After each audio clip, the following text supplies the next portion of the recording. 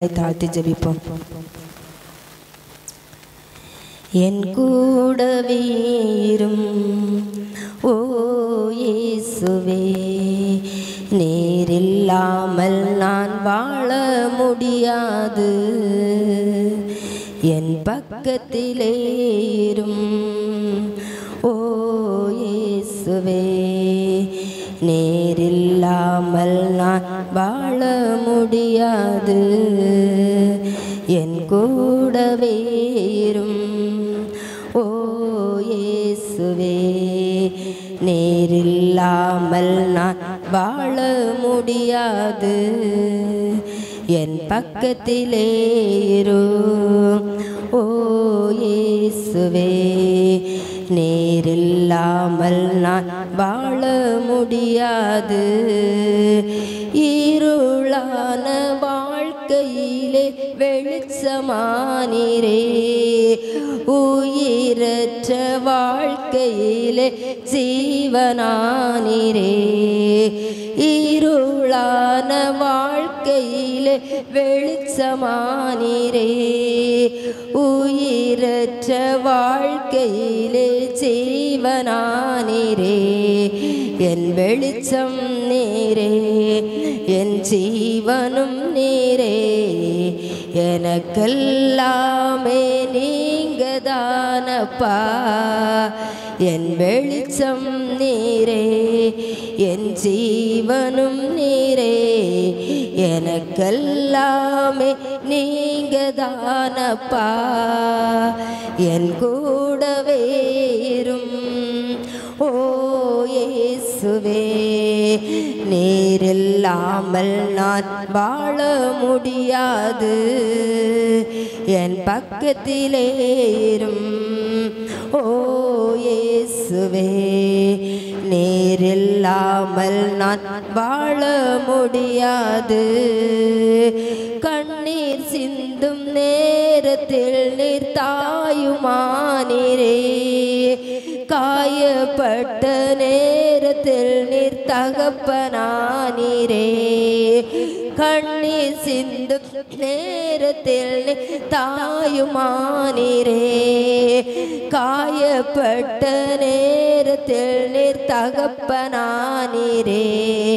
என் அம்மாவும் நீரே, என் அப்பாவும் நீரே, எனக்கெல்லாமே நீங்கதானப்பா. என் அம்மாவும் நீரே, என் அப்பாவும் நீரே, எனக்கெல்லாமே நீங்கதானப்பா.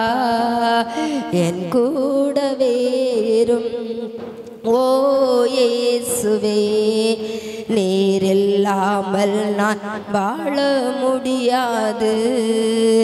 என் பக்கத்திலே இரும் ஓ இயேசுவே, நீரில்லாமல் நான் வாழ முடியாது.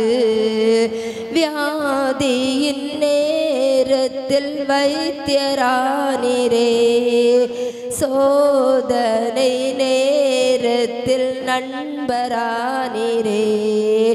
வியாதியின் நேரத்தில் வைத்தியரானீரே, சோதனை நேரத்தில் நண்பரானீரே.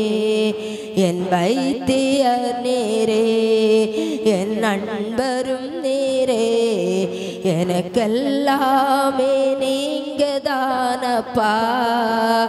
என் வைத்தியர் நீரே, என் நண்பரும் நீரே, எனக்கெல்லாமே நீங்கதானப்பா. என் கூடவே இரும் ஓ இயேசுவே, நீரில்லாமல் நான் வாழ முடியாது. என் பக்கத்திலே இரும் ஓ இயேசுவே, நீர் இல்லாமல் நான் வாழ முடியாது. என் கூடவே இரும் ஓ இயேசுவே. நீர் இல்லாமல் நான் வாழ முடியாது. என் பக்கத்திலே இரும் ஓ இயேசுவே. நீர் இல்லாமல் நான் வாழ முடியாது. நீர் இல்லாமல் நான் வாழ முடியாது. நீர் இல்லாமல் நான் வாழ முடியாது. எங்களை அதிகமாக நேசித்து வழி நடத்தி வருகிறதான் எங்கள் அன்பின் பரலோக தகப்பனே. அப்பா, இந்த அருமையான அப்பா அந்த நாளின் ஆண்டவரே, அப்பா இந்த நல்ல வேலைக்காக உமக்கு நன்றி உள்ள இருதயத்தோடு அப்பா உம்மை துதிக்கிறோம் உம்மை ஸ்தோத்திரிக்கிறோம். அப்பா உம்முடைய சமூகத்தில் உம்முடைய பிள்ளைகளாகிய நாங்கள் ஒவ்வொருவரும் கடந்து வரவும் உம்மை ஆராதிக்கவும் உம்மை மகிமைப்படுத்தவும் என் தேவனில் எங்கள் கூட தகப்பனை இடைப்பட்டதற்காக உமக்கு நன்றி ஆண்டவரே. தேவ பிரசனை எங்கள் ஒவ்வொரு பிள்ளைகளோடு இடைப்பட்டதே அதற்காக உமக்கு நன்றி செலுத்துகிறோம் தகப்பனே. அப்பா, நீர் எங்களுடைய ஒவ்வொரு பிள்ளையுடைய வாழ்க்கையிலும் ஆண்டவரே எங்களோடு நீர் இருந்த ஆண்டவரே, எங்க பக்கத்தில் இருந்த ஆண்டவர் நீர் எங்களை அனுதினமும் பாதுகாக்கும்படியா ஜெபிக்கிறேன். அப்பா, தேவ பிரசனம் கடந்து வரட்டும் ஆண்டவரே. அப்பா, இந்த நாளிலும் தகப்பன் ஆண்டவரே உம்முடைய வார்த்தை தகப்பன் அப்பா கேட்பதற்காய் தகப்பனே ஆயத்தமாய் காணப்படுகிற ஒவ்வொரு பிள்ளைகளோடு தகப்பனே அப்பா உம்முடைய வார்த்தைகளோடு நீர் இடைபடும்படியா ஜெபிக்கிறேன் ஆண்டவரே. பேசுகிறதான அடியாளை என் தேவநீர் மறைத்து கொள்வீராக ஆண்டவரே. உம்முடைய சட்டில் மறைவிலை மறைத்து கொள்ளுங்கப்பா. பேசுவது நான் அல்ல ஆண்டவரே, நீர் அடியாளோடு பேசுவீராக. அடியாளுடைய நாவலை உம்முடைய வார்த்தைகளை வைக்கும்படியாய் ஜெபிக்கிறேன் ஆண்டவரே. அப்போ உம்முடைய வார்த்தையிலிருந்து புறப்பட்டதான் உம்முடைய வல்லமை ஆண்டவரே. அடியாளுடைய நாவலிருந்து புறப்படுகிற வார்த்தையில் ஆண்டவரே வல்லமை புறப்படும்படியாய் ஜெபிக்கிறேன் ஆண்டவரே. அடியாள் அல்ல ஆண்டவரே, அடியாளை மறைத்து கொள்ளுங்க ஆண்டவரே, மறைத்து கொள்ளுங்கப்பா. நான் ஒன்றுமே இல்லை ஆண்டவரே, அப்பா நான் ஒன்றுமே இல்லை ஆண்டவர், பேதையாய் நிற்கிறேன் ராஜா. அப்பா நீங்க பேசுங்கப்பா, நாங்கள் கேட்கிறோம் தகப்பன் ஆண்டவரே. அப்போ உம்முடைய பிள்ளைகளுக்கு நீர் கொடுக்க போறதான மன்னாவானது ஆண்டவரே உங்களுடைய வாழ்க்கைக்கு பிரோஜனமாய் ஒரு காது வழியை கேட்டு நாங்கள் இன்னொரு காது வழியை விட்டு விடாதவர்களாய் எங்களுடைய இருதயத்திலே பதித்து அதன் வழியிலே நாங்கள் நடக்க என் தேவநீர் எங்களுக்கு கிருபை செய்யுங்கப்பா. கேட்கிற பிள்ளைகளையும் ஒவ்வொரு பிள்ளைகளுடைய இருதயத்தை நீர் திறந்துபடியாய் ஜெபிக்கிறப்பா.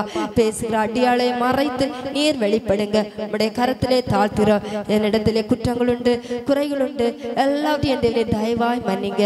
மீதியான பகுதி உம்முடைய கரத்தில் ஒப்பு கொடுக்கிறேன். மீட்பர் இயேசுவின் நாமத்தில் ஜெபிக்கிறேன். ஜெபங்கள் ஜீவனுள்ள நல்ல பிதாவே, ஆமென். அல்லேலூயா, அல்லேலூயா. கர்த்தரும் இரட்சகருமாகிய இயேசு கிறிஸ்து நாமத்தினாலே இங்கு வந்திருக்கிறதான உங்கள் யாவரையும் இயேசு கிறிஸ்து நாமத்தினாலும் இயேசு வாழ்கிறார் ஊழியத்தின் சார்பாகவும் வாழ்த்தி வரவேற்றுக் கொள்கிறேன். இந்த நாளிலே தேவன் நமக்கு இந்த நாளிலே அவருடைய வார்த்தையை கொடுக்கும்படியாக தெரிந்து கொண்டதான திருமறை பகுதி வெளிப்படுத்தின விசேஷம் 21ஆம் அதிகாரம் 5வது வசனம். சிங்காசனத்தின் மேல் வீற்றிருந்தவர் இதோ நான் சகலத்தையும் புதிதாக்குகிறேன் என்றார். பின்னும் அவர் இந்த வசனங்கள் சத்தியமும் உண்மையானவைகள், இவைகளை எழுது என்றார். அல்லேலூயா, அல்லேலூயா. இந்த வெளிப்படுத்தின விசேஷம் யார் எழுதினது? யோவான். யோவானிடத்துல ஏசப்பா என்ன செஞ்சாரு? பேசி எழுதின ஒவ்வொரு வசனம் தான்.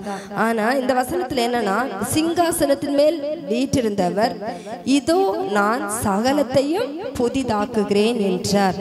அவர் சகலத்தையும் புதிதாக்குகிற கர்த்தர்.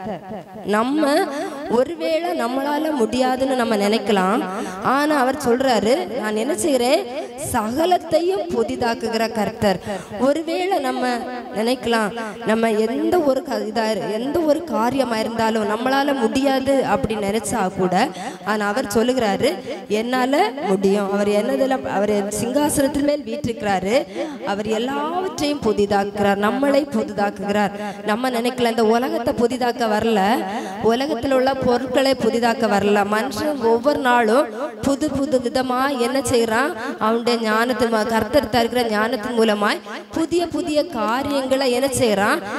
புதிய புதிய பொருட்களை செய்யலாம், புதிய புதிய காரியங்களை கண்டுபிடிக்கலாம். ஆனா தேவன் நான் சகலத்தையும் புதிதாக்குறேன். நம்மளை அவர் புதிதாக்குகிறார். நம்மளை புதிதாக்குகிற தேவனாய் காணப்படுகிறார். நம்ம தேவனுடைய சமூகத்தில் நம்ம எப்படி இதுல 4 காரியங்களை அவர் நமக்கு வெளிப்படுத்துகிறார். முதலாவதாக புதிய காரியத்தை செய்கிற கர்த்தர். நம்முடைய வாழ்க்கையிலே முதலாவதாக அவர் நம்மளை புதிதாக்குகிற கர்த்தராய் காணப்படுகிறார். அந்த முதலாவதாக அதுல என்ன செய்யறான்னா ஒரு காரியத்தை செய்கிற தேவன். நமக்கு என்ன காரியம் தேவை அப்படின்னு யாருக்கு தெரியும்? ஏசப்பாவுக்கு நிச்சயமா தெரியும். அவர் நம்ம விசுவாசத்தோடு அவருடைய சமூகத்துல ஜெபிக்கும் போது அவர் நிச்சயமா நமக்கு என்ன செய்கிறார் அப்படின்னா நமக்கு புதிய காரியத்தை செய்கிறார். அன்னது நம்ம நினைக்கலாம் முடியாது அப்படின்னு இல்லை. நம்ம நினைக்கிற காரியம் ஒன்னா இருக்கும், அவர் செய்கிற காரியம் இன்னொன்னா இருக்கிறோம்.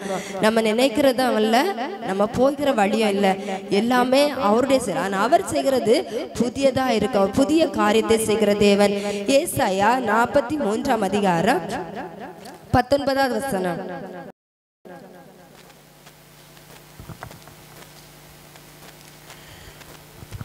ஏசாயா 43:19.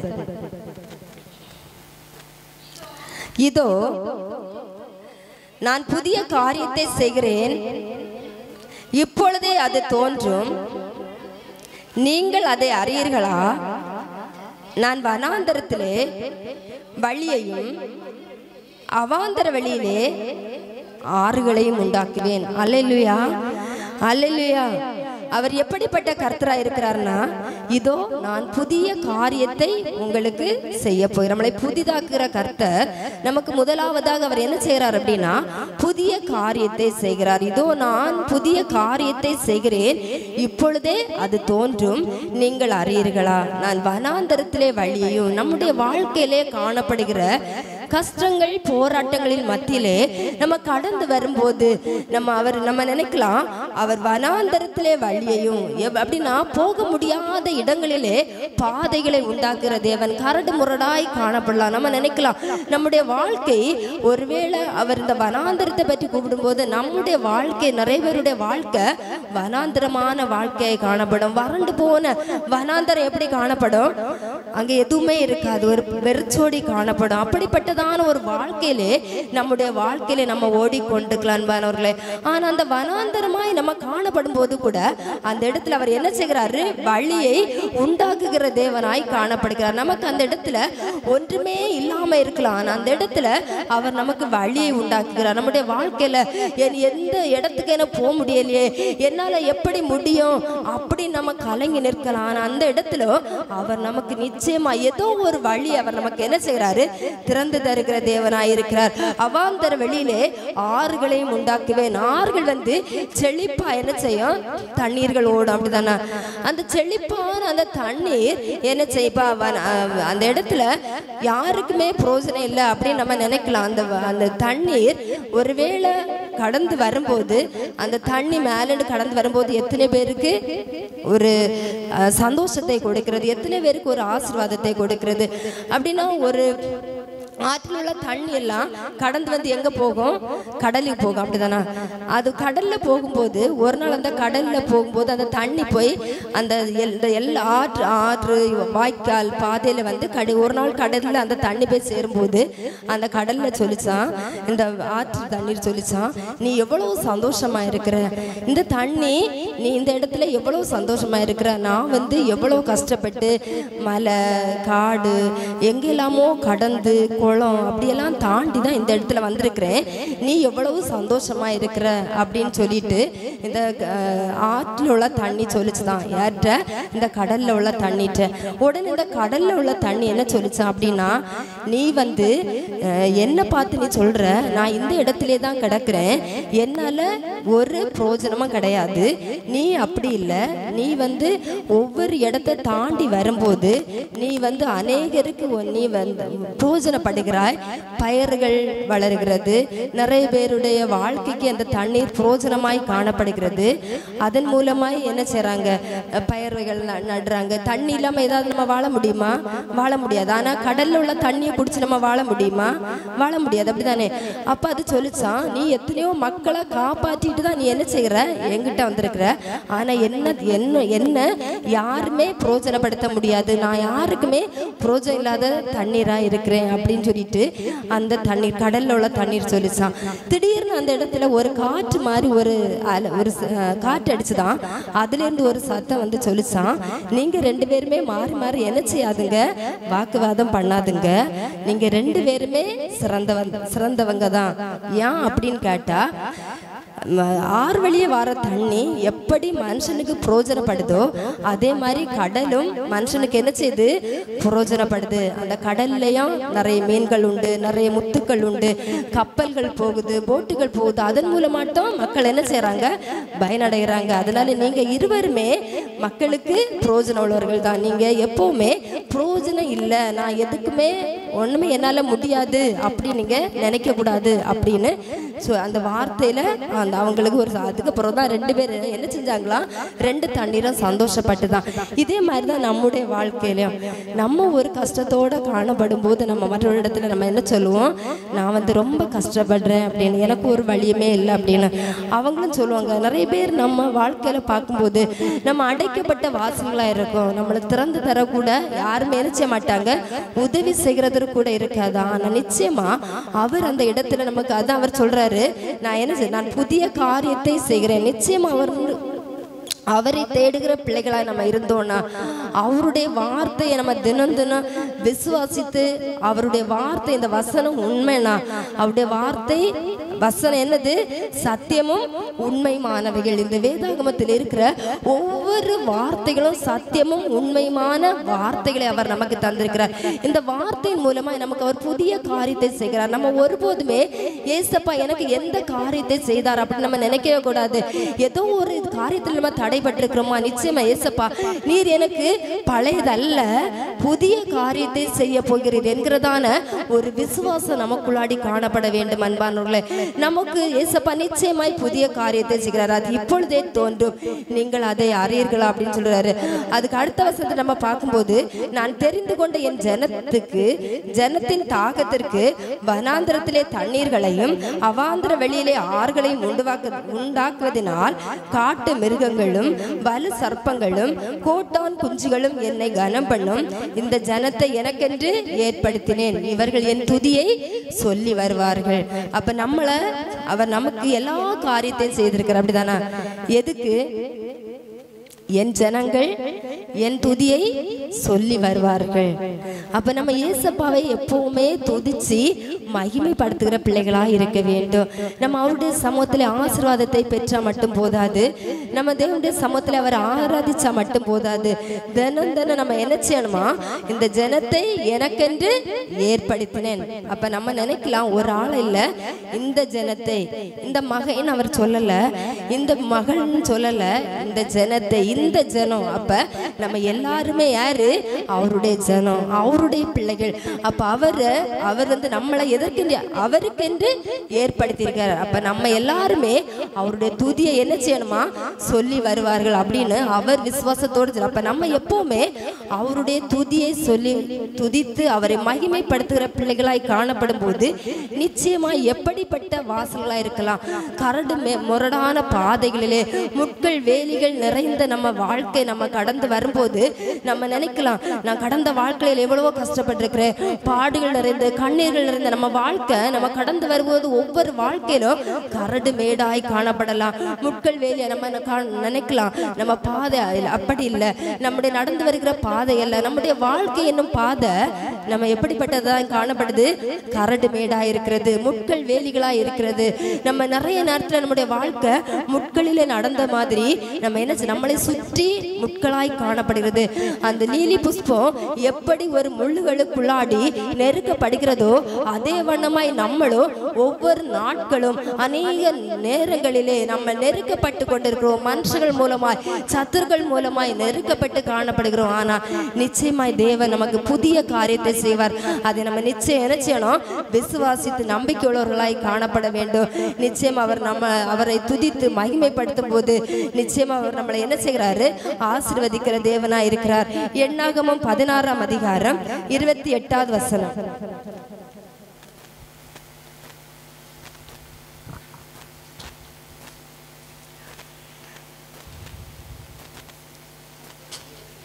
அப்பொழுது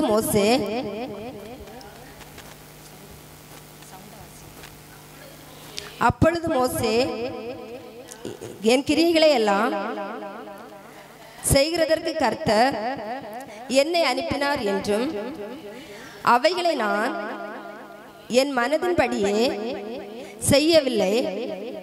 நீங்கள் எதனாலே அறிவீர்கள் என்றால், சகல மனிதரும் சாகிறபடி இவர்கள் செத்து சகல மனிதருக்கும் நேரிடுவது போல இவர்களுக்கும் நேரிட்டால் கர்த்தர் என்னை அனுப்பவில்லை என்று அறிவீர்கள். அல்லேலூயா, அல்லேலூயா. இதுல என்ன வார்த்தை தேவன் நமக்கு சொல்லுகிறார் அப்படின்னா, அவர் புதிய காரியத்தை செய்கிற தேவன். இந்த அதிகாரத்தை நம்ம 16வது அதிகாரத்தை நம்ம ஃபுல்லும் பார்க்கும்போது கர்த்தர் மோச இடத்துல பேசுறாரு. அதுக்கு முன்னாடி எல்லாம் நம்ம 24வது வசனத்துல பார்க்கும்போது, கோராகு தாத்தான் அபிராம் என்பவருடைய வாசஸ்தலத்தை விட்டு விலகி வருவதற்கு சபையாருக்கு சொல் அப்படின்னு சொல்றாரு. ஆனா அந்த மோசே சொல்லும் போது அங்க உள்ள ஜனங்கள் என்ன செய்யல, கேட்கல. எதுக்கு அப்படின்னா, அவரு இவங்களுக்கு ஒரு நல்ல காரியத்தை செய்ய வேண்டும் என்று அவர் என்ன செய்கிறாரு, தேவன் நினைக்கிறார். ஆனா அந்த ஜனங்கள் கேட்கவில்லை. அப்ப அந்த இடத்துல மோசே சொல்றாரு, இந்த கிரியைகளை எல்லாம் செய்வதற்கு கர்த்தர் என்னை அனுப்பினார் என்றும் அவைகளை நான் என் மனதின்படியே செய்யவில்லை என்று நீங்கள் அறிவீர்கள் என்றால், இதுல எல்லாவற்றையுமே இந்த சகல மனிதரும் சாகிறபடி இவர்கள் செத்து சகல மனிதருக்கும் நேரிடுகிறது போல இவர்களுக்கும் நேரிட்டால் கர்த்தர் என்னை அனுப்பவில்லை என்று அறிவீர்கள் அப்படின்னு சொல்றாரு. அதுக்கு அடுத்த வசனத்தை பார்த்தா, கர்த்தர் ஒரு புதிய காரியத்தை நேரிட செய்வதால் பூமி தன் வாயை திறந்து இவர்கள் உயிரோடே பாதாளத்தில் இறங்கத்தக்கதாக இவர்களையும் இவர்களுக்கு உண்டான யாவையும் விழுங்கி போட்டதே. ஆனால் யாவையும் விழுங்கி போட்டதே ஆனால் இந்த மனிதர் கர்த்தரை அவமதித்தார்கள் என்பதை அறிந்து கொள்வேன் என்றார் அப்படின்னு. அப்ப இந்த வசனத்துல அந்த இடத்துல அந்த மனுஷர்கள் ஜனங்கள் அந்த மோசோடைய வார்த்தை என்ன செய்யல, செவி கொடுக்கல. அப்ப அவர் சொல்றாரு, ஏசப்பா தேவன் எப்படிப்பட்டவர், புதிய காரியத்தை செய்கிறேன் அப்படின்னு சொல்றாரு. ஆனா அவருக்கு வார்த்தைக்கு கீழ்ப்படியாத அந்த நேரத்துல அது கீழே எல்லாம் பார்க்கும்போது அவர் இந்த வார்த்தைகளை எல்லாம் சொல்லி முடிந்த உடனே அவர்கள் நின்றிருந்த நிலம் பிளந்தது. அதே மாதிரி அந்த இடத்துல பூமி தன் வாயை பிளந்து அதுல நிறைய பேர் என்ன செஞ்சாங்க, மரித்து போனாங்க. இதே மாதிரிதான் நம்மளும் ஏசப்பாவுடைய வார்த்தையை எவ்வளவு தூரமா நம்ம கேட்கலாம், எவ்வளவு தூரம் தான் நம்ம விசுவாசிக்கலாம். ஆனா நிச்சயமா அநேக நேரத்துல ஏசப்பாவுடைய சத்தத்திற்கு நம்ம செவி கொடுக்காதவர்களாய், அவருடைய வார்த்தைக்கு நம்ம என்ன செய்யறோம், செவி கொடுக்காதவர்களாய் காணப்படுகிறோம். அப்படி நம்ம காணப்படும் போது நம்ம வாழ்க்கை ஒருவேளை அந்த பூமி அது என்ன செய்து தன் வாயை பிளந்து அந்த இடத்துல அவருடைய வார்த்தை கீழ்ப்படியாதவர்கள் என்ன செய்யறாங்க, அந்த பூமி அதுக்குள்ளாடி விழுங்கி போடுது. இதே மாதிரிதான் நம்மளும் பாதாளத்துல நம்மளும் என்ன செய்யறோம், விழுங்க. அந்த பிசாசானவன் நம்மளை என்ன செய்யறான், பாதாளத்துக்கு நேராய் கொண்டு போய் கொண்டிருக்கிறான். நம்மளும் மரணத்தை நோக்கி நம்மளும் ஓடிக்கொண்டிருக்கிறோம். நம்ம நினைக்கலாம், ஒருவேளை அந்த பூமி தன் வாயை திறந்து அந்த மனிதனை எடுக்கும் போது அதுல நல்லவங்களை யாரையும் அந்த பூமி என்ன செய்யல, ஒண்ணுமே செய்யல. அந்த வசனத்தை நம்ம பார்க்கும்போது கீழே நிறைய அந்த வார்த்தைகள் இருக்குது. அப்ப இப்படி அந்த அதுல என்ன செஞ்சாங்க, எல்லாருமே அழிந்து போனாங்க. அவர்களை கூக்குரலை கேட்டு பூமி நம்மை விழுங்கி போடும் என்று சொல்லி ஓடினார்கள். அக்கினி கர்த்தருடைய சன்னதியிலிருந்து புறப்பட்டு அதுல என்ன செய்து அந்த எங்கெல்லாம் தூபம் காட்டினாங்களோ அங்க அதையெல்லாம் என்ன செய்து அந்த எல்லாத்தையும் பரிசுத்தப்படுத்துச்சுதான் கர்த்தருடைய நாமம். அப்ப நம்ம தேசப்பா எப்படிப்பட்டவர் அப்படின்னு நினைச்சா, நம்மளை மன்னிக்கிற தேவன், நமக்கு அவருடைய வார்த்தையின் மூலமாய் கற்று தருகிற தேவனாய் காணப்படுகிறார். அவருடைய வார்த்தையை நம்ம கேட்கிற நம்ம இந்த வசனத்துல எப்படி இருக்கோ அப்படி நம்ம முடிஞ்ச அளவு நம்ம என்ன செய்யணும், ஒருவேளை நடக்குது நம்ம இனியாவது என்ன செய்யணும், பிரயாசப்படுகிறவர்களாய் காணப்பட வேண்டும். நம்ம ஒருவேளை ஏசப்பாவோட வர்றதுக்கு முன்னாடி நம்ம எப்படி வேணாலும் இருந்திருக்கலாம். ஆனா வந்த பிறகு நம்ம என்ன செய்யணும், முன்மாதிரியாய் காணப்பட வேண்டும்.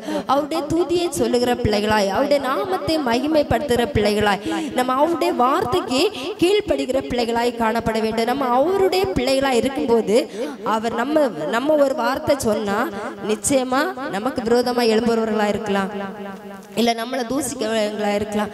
அந்த மோசே சொன்ன அடுத்த நிமிஷமே அவனுக்கு விரோதமா பேசும்போது அது அவன் என்ன சொன்னானோ அதே மாதிரி பூமி என்ன செஞ்சு தன் வாயை பிளந்து. அப்ப நம்ம கூட யார் இருக்கிறா? ஏசப்பா நம்ம கூட இருக்கிறாரு. நமக்கு விரோதமா நம்ம கீழ்ப்படியாம நம்மளை தூசிச்சு நம்மளை நிந்திச்சு யார் இருந்தாலும் நிச்சயமா நீதிமான் எவ்வளவு 70 தரம் விழுந்தாலும் அவன் என்ன செய்வான்? எழுந்திருப்பான். ஆனா துன்மார்க்கையை என்ன செய்வான்? விழுந்தாலும் அவனால் எழுந்திருக்க முடியாது, அவன் சடுதியிலே நாசம் அடைவான் அப்படின்னு சொல்லியிருக்கு. அப்ப ஒருவேளை ஏசப்பா நம்ம ரட்சிக்கப்பட்டு நம்ம மனம் திரும்பி அவர்களாடி போன பிறகு நிச்சயமா ஏசப்பாவுடைய பிள்ளைகளா நம்மளை வாழும்போது அவர் நமக்காக புதிய காரியத்தை செய்கிற தேவனாயிருக்கிறார். அப்ப நம்மளை என்ன செய்யணும்? நமக்கு அவர் புதிய காரியத்தை செய்யணும்னா நம்மளை புதிதாக்கணும். நம்முடைய சரீரத்தில் நம்ம ஒவ்வொரு நாளும் நம்ம ஒவ்வொரு ட்ரெஸ் போடுறோம். அந்த ட்ரெஸ் போடும்போது இன்னைக்கு போட்ட ட்ரெஸ்ஸை கலத்தி போட்டு நாளைக்கு எடுத்து போடுவோமா? போட மாட்டோம், அப்படிதானே? ஏன் போட மாட்டோம் அப்படின்னா அந்த ட்ரெஸ் என்ன செய்யும்? ஸ்மெல் வரும், அப்படிதானே? அந்த ஸ்மெல் வந்தா நமக்கு அது பிடிக்காது. பிடிக்குமா? யாருக்காவது பிடிக்காது. இன்னைக்கு போட்டுதான் நாளைக்கு என்ன செய்வோம்? துவைச்சி சர்ப்பு போட்டு சோப்பு போட்டு எப்படியெல்லாம் மணக்க வைச்சு போடணுமோ அப்படிதான் நம்ம போடுவோம். அப்ப அந்த சரீரத்துல அந்த ஆடைகளை நம்ம அணுகிறதுக்கு இருக்கு. அதே மாதிரி நம்ம சோப்பு போட்டு தான் என்ன செய்வோம்? குளிப்போம். குளிக்கும் போது நம்ம சரீரத்துல இருக்கிற அழுக்கு போகிறது. அப்ப நம்ம என்ன செய்வோம்? நம்ம சரீரம் தான், நம்ம ட்ரெஸ் தான் தினம் தினம் புதிதாக்கப்படுகிறது. நம்முடைய இருதயமானது எப்படி இருக்கிறது? நம்ம என்ன செய்த பாவத்தை ஏசப்பாட்ட சொல்லுவோம், ஏசப்பா நான் இன்னும் இந்த காரியத்தை செஞ்சேன், நாளை செய்ய மாட்டேன் அப்படின்னு சொல்லிட்டு ஒருவேளை இன்னும் ஏசப்பாட்ட மன்னிப்பு காட்டுவோம். நாளைக்கு திரும்பவும் நம்ம அந்த காரியத்தை செஞ்சோம்னா நம்ம புதிதாக்கப்படுகிறோமா? புதிதாக்கப்படுகிறோமா அப்படின்னு கேட்டா இல்ல.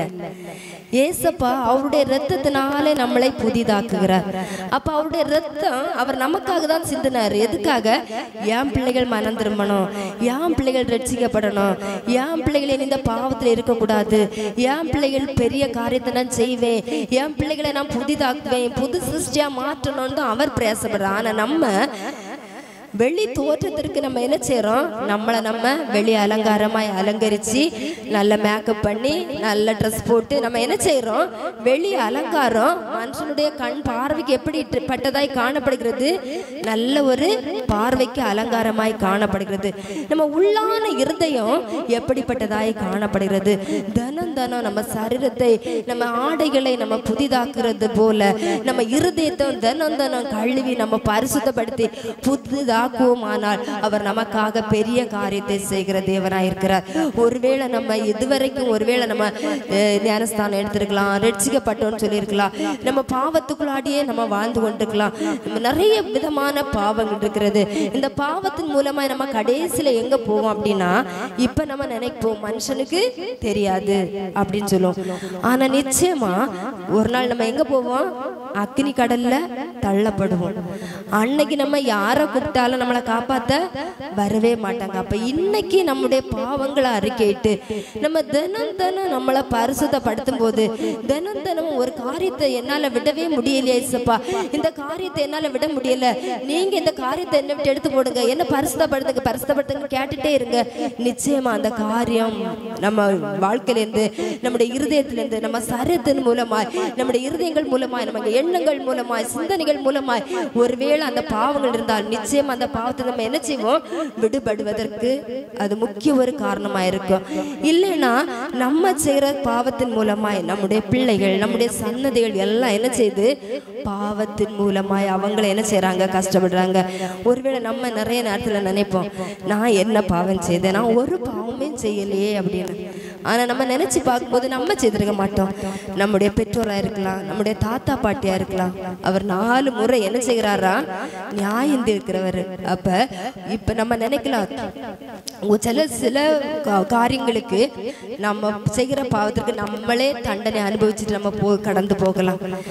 சில நேரத்துல நம்ம மரிக்கும் போது அந்த தண்டனையை பெற்று கடந்து செல்லலாம். இல்லைன்னா நம்ம பிள்ளைகள் நம்முடைய பேர பிள்ளைகள் அந்த நம்ம செய்யற காரியத்துக்காக யாரு அந்த தண்டனை பெற்றுக் கொடுக்கிறா? நம்முடைய பிள்ளைகள். நம்ம ஒருவேளை சந்தோஷமா இருக்கலாம். அப்ப நிச்சயமா நம்ம என்ன செய்ய கூடாது? ஒருவேளை நம்ம தெரியாம இருந்த நாட்கள் நம்ம எப்படி வேணாலும் இருந்திருக்கலாம். ஆனா நிச்சயமா நம்ம கடந்த உலகத்தை விட்டு கடந்து போகும்போது, ஏசப்பா என்னுடைய பாவ சாப கட்டுகளோ, என்னுடைய முன்னோர்களுடைய கட்டுகளோ, என்னுடைய பிள்ளைகளையோ என்னுடைய சன்னதிகளோ என்ன செய்யக்கூடாது? பின்தொடரக்கூடாது. அது என்னோட என்ன செய்யட்டும்? முடிந்து போகட்டும். அப்படி நம்ம ஒவ்வொருவரும் ஒவ்வொரு நாளும் ஜெபிக்க வேண்டும். நம்ம ஒருவேளை அப்பதான் நம்ம பிள்ளைகளுடைய குடும்பங்கள் என்ன செய்யும்? ஆசீர்வாதமாய் காணப்படும். ஏதோ ஒரு சின்ன ஒரு காரியம்தான், அந்த காரியத்துல தான் நம்ம என்ன செய்வோம்? விழுந்திருப்போம். ஆனா நம்ம எழும்ப முடியாம இருப்போம். நம்ம நினைப்போம் நான் ஒண்ணுமே செய்யல, நான் ஏதோ ஒரு காரியம் அன்பானவர்களே நம்முடைய வாழ்க்கையிலே காணப்படுகிறது. ஆனா எல்லா காரியத்தையுமே விட்டு அவருடைய சமூகத்துல ஒப்பு கொடுக்கும் போது அவர் நம்மளை புதிதாக்குகிற கர்த்தராய் காணப்படுகிறார். சங்கீதம் 78 அதிகாரம் 15வது வசனம்.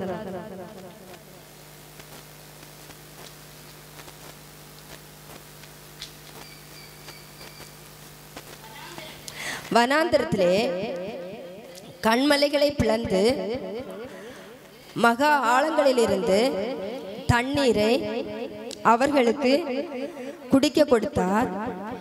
கண்மலையிலிருந்து நீரோட்டங்களை புறப்பட பண்ணி தண்ணீரை நதி போல ஓடி வரும்படி செய்தார். அல்லேலூயா. அவர் வனாந்திரத்திலே கண்மலையை பிளந்து மகா ஆழங்களிலிருந்து தண்ணீரை அவர்களுக்கு குடிக்க கொடுத்தார். அவர் இஸ்ரவேல் ஜனங்களை வனாந்திரத்திலே வழி நடத்தி வரும்போது அவங்களுக்கு என்ன இல்லை? குடிக்க தண்ணி ஒண்ணுமே இல்லை. ஆனா அவர் அந்த வனாந்திரத்திலே ஒண்ணுமே தண்ணி இல்லாத அந்த இடத்துலயும் அந்த ஜனங்களுக்கு அவர் என்ன செஞ்சாரு? கண்மலையை பிளந்து தாகம் தீர்த்து அந்த ஜனங்களுக்கு என்ன செஞ்சாரு? குடிக்க தண்ணீர் கொடுத்தார். கண்மலையிலிருந்து நீரோட்டங்கள் புறப்படுற பண்ணி தண்ணீரை என்ன செய்யறாரு? நதி போல ஓடி வரும்படி செய்கிறார். அப்ப நம்ம வாழ்க்கையிலயா ஒருவேளை நம்ம என்ன செய்யலாம்? எதுவுமே இல்லை அப்படின்னு நம்ம இழந்து போய் நிக்கலாம், ஒன்றுமே இல்லைன்னு நினைக்கலாம். ஆனா நிச்சயமா ஏசப்பா எப்படி அந்த வனாந்திரத்திலே நடந்து வந்த அந்த ஜனங்களுக்கு அவர் கண்மலையை பிளந்து தாகத்தை தீர்த்தாரோ, அவங்களுக்கு குடிக்க தண்ணீரை கொடுத்தாரோ, அதே மாதிரி நம்முடைய வாழ்க்கையிலும் நமக்கு காணப்படுகிற உபத்திரவங்கள், பாடுகள், கஷ்டங்கள் மத்தியிலும் அவர் நமக்கு என்ன செய்யறாரு? கூட இருந்து நம்மளை என்ன செய்யறாரு? அந்த தண்ணீரை நமக்கு தமிழுக்கு தாகம் தீர்க்க அவர் நமக்கு என்ன செய்யறாரு? கிருபையை தந்து கொண்டிருக்கிறார். அனுதினமும் நடத்தி கொண்டு. அவரு கிருபை இல்லைன்னா எதுவுமே இல்லை. நம்ம நினைக்கலாம் என்னுடைய பலத்தினால் அப்படின்னு இல்லை. நிச்சயமா அனுதினமும் நம்மளை என்ன செய்யறாரு?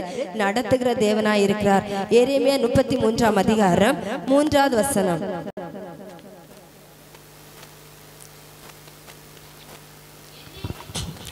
என்னை நோக்கி கூப்பிடு, அப்பொழுது நான் உனக்கு உத்தரவு கொடுத்து நீ அறியாததும் உனக்கு எட்டாததுமான பெரிய காரியங்களை உனக்கு அறிவிப்பேன். அல்லேலூயா, அல்லேலூயா. என்னை நோக்கி கூப்பிடு, அப்பொழுது நான் உனக்கு உத்தரவு கொடுத்து. நம்ம ஏசப்பாவை நோக்கி கூப்பிடும் போது அவர் நமக்கு உத்தரவு கொடுக்கிறார். உத்தரவு கொடுத்து நீ அறியாததும் உனக்கு எட்டாததுமான பெரிய காரியங்களை உனக்கு அறிவிப்பேன். அப்ப அவரை நம்ம நோக்கி கூப்பிடும் போது, அவரை நம்ம ஜெபிக்கும் போது, அவருடைய சமூகத்துல கேட்கும் போது, ஒரு தாய் தகவலிடத்துல ஒரு பிள்ளைகள் கேட்கும் போது நிச்சயமா சில நேரத்துல நம்ம பிள்ளைகள் நம்ம இடத்துல ஒரு காரியம் கேட்கும், ஒரு திங்ஸா இருக்கட்டும், ஏதோ ஒரு காரியம் கேட்குது. நம்ம எப்பவுமே அந்த சில காரியத்துல நம்ம பிள்ளைகள் கேட்டதை விட நம்ம பிள்ளைகளுக்கு நல்லதா செய்யணும் தான் எல்லா பெற்றோரும் விரும்புவோம். அந்த பிள்ளைகள் கேட்கறத விடவும் அது பெற்றோராகிய ஒவ்வொருவருடைய இருதயத்துல, அப்படின்னா நம்ம பிள்ளைகள் விரும்புகிறத விடவும் அந்த பிள்ளைகளுக்கு அதிகமா செய்யணும்னு தான் பெற்றோர் என்ன செய்வாங்க? நினைப்பாங்க நல்லதா செய்யணும் அப்படின்னு. அப்ப அந்த பிள்ளைகள் பெற்றோரிடத்துல கேட்கும் போது எப்படி பிள்ளைகளுக்கு அவர்கள் செய்கிற அதே மாதிரிதான் அவர் நீங்க என்ன அப்பொழுது நம்ம அவரை நோக்கி கூப்பிடும் போது நான் உனக்கு உத்தரவு கொடுத்து நீ அறியாததும் உனக்கு எட்டாததுமான பெரிய காரியத்தை உனக்கு அறிவிப்பேன். நம்மளால நினைச்சு கூட பார்க்க, நம்மளுக்கு தெரியாது, நம்ம அறியாதது, நமக்கு எட்டாதது, நமக்கு இது கிடைக்க கிடைக்குமா அப்படின்னு நினைக்காத அந்த பெரிய காரியங்களை அவர் நமக்கு செய்கிற தேவன், நமக்கு அறிவிக்கிற தேவனாய் காணப்படுகிறார். அப்ப எந்த ஒரு நிலைமையில நம்ம இருந்தாலும் நம்ம அப்படியே நம்ம இருப்போம் அப்படின்னு நம்ம ஒருபோதுமே நம்ம என்ன செய்யக்கூடாது, நினைக்கவே கூடாது. அவர் நமக்கு பெரிய காரியங்களை செய்கிற தேவன், புதிய காரியங்களை நமக்கு செய்கிற தேவன், நமக்கு எட்டாததுமான பெரிய காரியங்களை செய்து நம்மளை நடத்துகிற தேவனாயிருக்கிறார். நம்ம நினைச்சு கூட பார்க்க மாட்டோம் அந்த அளவுக்கு நம்மளை என்ன செய்யறாரு, அவர் ஆசீர்வதித்து நடத்துகிற தேவன். நம்ம எந்த இடத்துல போனாலும் அப்படிதான். நம்ம சில நேரத்துல நினைப்போம், நம்ம மனசுக்குள்ளாடிதான் நினைப்போம், ஏசப்பா இந்த காரியத்தை, சில காரியத்தை நம்ம பிள்ளைகள் நம்மளால நம்ம வாங்க முடியாத இருக்கலாம், கேட்க முடியாது எப்படி அப்படின்னு நம்ம ஒருவேளை ஏதாவது ஒரு சின்ன ஒரு விஷயமா இருக்கு, நம்ம ஒருவேளை ஆசைப்பட்டா கூட சில நேரத்துல நம்ம ஆசைப்பட்ட பொருள் நமக்கு நெருங்கினவங்களா இருக்கலாம், நம்ம சொந்த யாரோ ஒரு ஆள் மூலமா சில நேரத்துல நம்ம மனசுக்குள்ள நினைச்ச காரியம் நம்ம கிடைக்கும். அது அநேக நேரத்துல நம்ம உணர்ந்திருப்போம், நான் உணர்ந்திருக்கிறேன். அப்படின்னா சில சாதனை ஏதாவது ஒரு திங்ஸா இருக்கலாம், ஒரு பொருளா இருக்கலாம், இல்ல ஒரு சாப்பிடியதா இருக்கலாம், ஏதாவது நம்ம நினைப்போம். ஆனா நம்ம அந்த நேரத்துல இதை நம்ம என்ன செய்ய மாட்டோம், வாங்க மாட்டோம். அப்போ ஒண்ணு நம்ம கையில அந்த நேரம் வாங்க முடியாது, ஏதோ ஒரு சூழ்நிலையில அந்த காரியத்தை நம்ம செய்ய முடியாது இருப்போம். ஆனா அது நம்ம என்னதான் வந்து நினைச்சிருப்போம், இருதயத்துலதான் நம்ம நினைச்சிருப்போம். ஆனா நம்ம ஏசப்பா அந்த இருதயத்துல உள்ள எண்ணத்தை கூட அறிஞ்சிருப்பாரு. நிச்சயமா அவர் அதை யாரோ ஒரு ஆள் மூலமா நமக்கு செய்திருப்பார். அப்பதான் நம்ம நினைப்போம், நான் இத மனசுக்குள்ள நினைச்சேன், நீ எனக்கு செஞ்சுட்ட, வாங்கிட்டு வந்திருக்கிற. நம்ம நிறைய காரியங்கள் இப்படி நம்ம வாழ்க்கையில நம்ம அனுபவங்கள் நடந்திருக்கலாம். அப்ப அவர் எப்படிப்பட்டவர், நம்ம அறியாததும் நமக்கு எட்டாததுமான, நம்ம நினைக்க மாட்டோம் இந்த காரியம் நமக்கு கிடைக்கணும், ஆனா அந்த காரியத்தை நமக்கு செய்கிற தேவன். ஆனா நம்ம தான் அவரை மறந்து என்ன செய்யக்கூடாது, ஒருபோதும் வாழக்கூடாது. யோபு 5ஆம் அதிகாரம் 9வது வசனம். யோபு 5:9.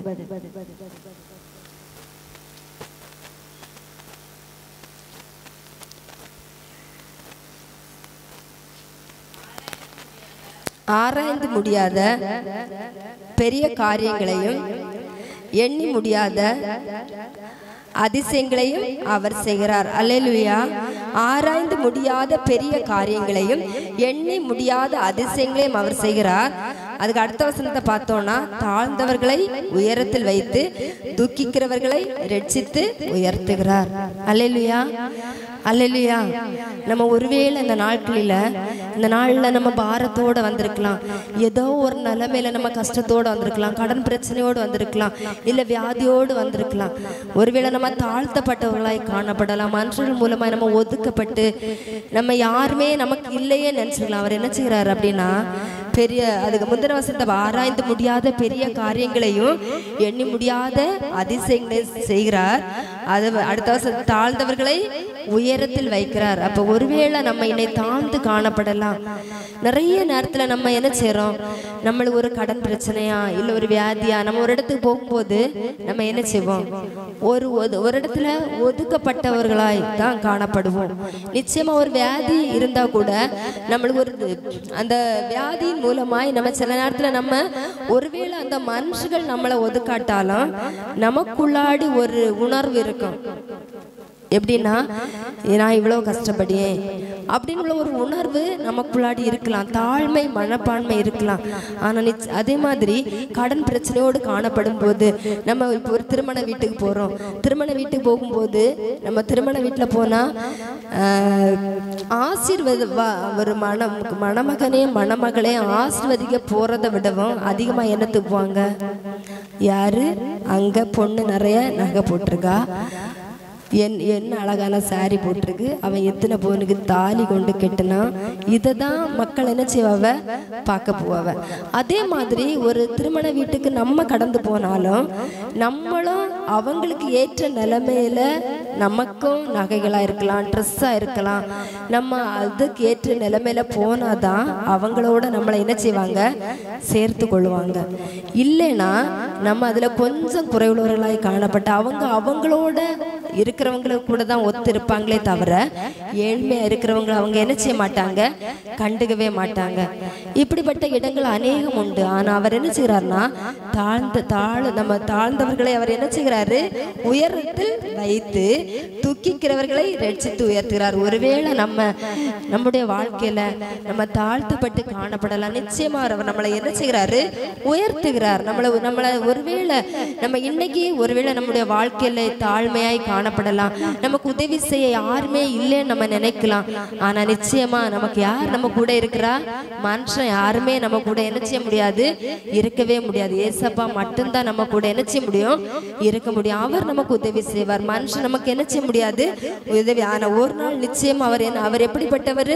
ஆராய்ந்து முடியாத பெரிய காரியங்களை செய்பவர், எண்ணி முடியாத அதிசயங்களை செய்வார். அவர் அதிசயங்களை செய்வார், நமக்கு அதிசயங்களை செய்வார், நமக்கும் அவர் அற்புதங்களை செய்வார், நமக்கும் எண்ணி முடியாத ஆசீர்வாதங்களை தருகிற தேவன். நமக்கும் ஒருவேளை இன்னைக்கு கஷ்டமா இருக்கலாம், நிச்சயமாய் தாழ்ந்தவர்களை அவர் என்ன செய்யறாரு? உயரத்தில் வைக்கிற தேவன். துக்கிக்கிறவர்களை ரட்சித்து உயர்த்துகிற தேவன். நம்ம ஒருவேளை இன்னைக்கு மனபாரத்தோடு துக்கத்தோடு இந்த இடத்துல கடந்து வந்திருக்கலாம், கடன் பிரச்சனையோடு நம்ம சஞ்சலத்தோடு இருக்கலாம், இல்ல வியாதியோடு இருக்கலாம், இல்ல வேற ஏதோ ஒரு பிரச்சனை, குடும்ப சூழ்நிலைகள், மதுபான பழக்கங்கள், இல்ல குடும்பங்களிலே பிரிவினைகள், இப்படி பலவிதமான போராட்டங்கள் மூலமா நம்முடைய குடும்பங்களிலே நம்ம நிம்மதியை இழந்து துக்கித்து நம்ம காணப்படலாம். ஆனா நிச்சயமா தேவன் எப்படிப்பட்டவராய் இருக்கிறார்? நம்மளை துக்கித்து நம்ம காணப்படும் போது நம்மளை ரட்சித்து உயர்த்துகிற தேவன் தான் தேவன்.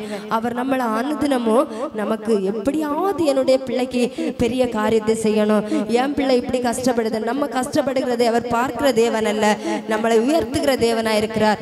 இன்றைக்கு ஒருவேளை நம்ம தாழ்ந்து காணப்படலாம், நிச்சயமா அவரை நம்பி அவரை ஆராதிச்சு நாம் அவரை மகிமைப்படுத்துவோமானால் நம்மளை உயரத்தில் நிறுத்துகிற தேவனாய் காணப்படுகிறார், நம்மளை ரட்சித்து நடத்துகிற தேவனாய் காணப்படுகிறார். யோவேல் 2ஆம் அதிகாரம் 21வது வசனம்.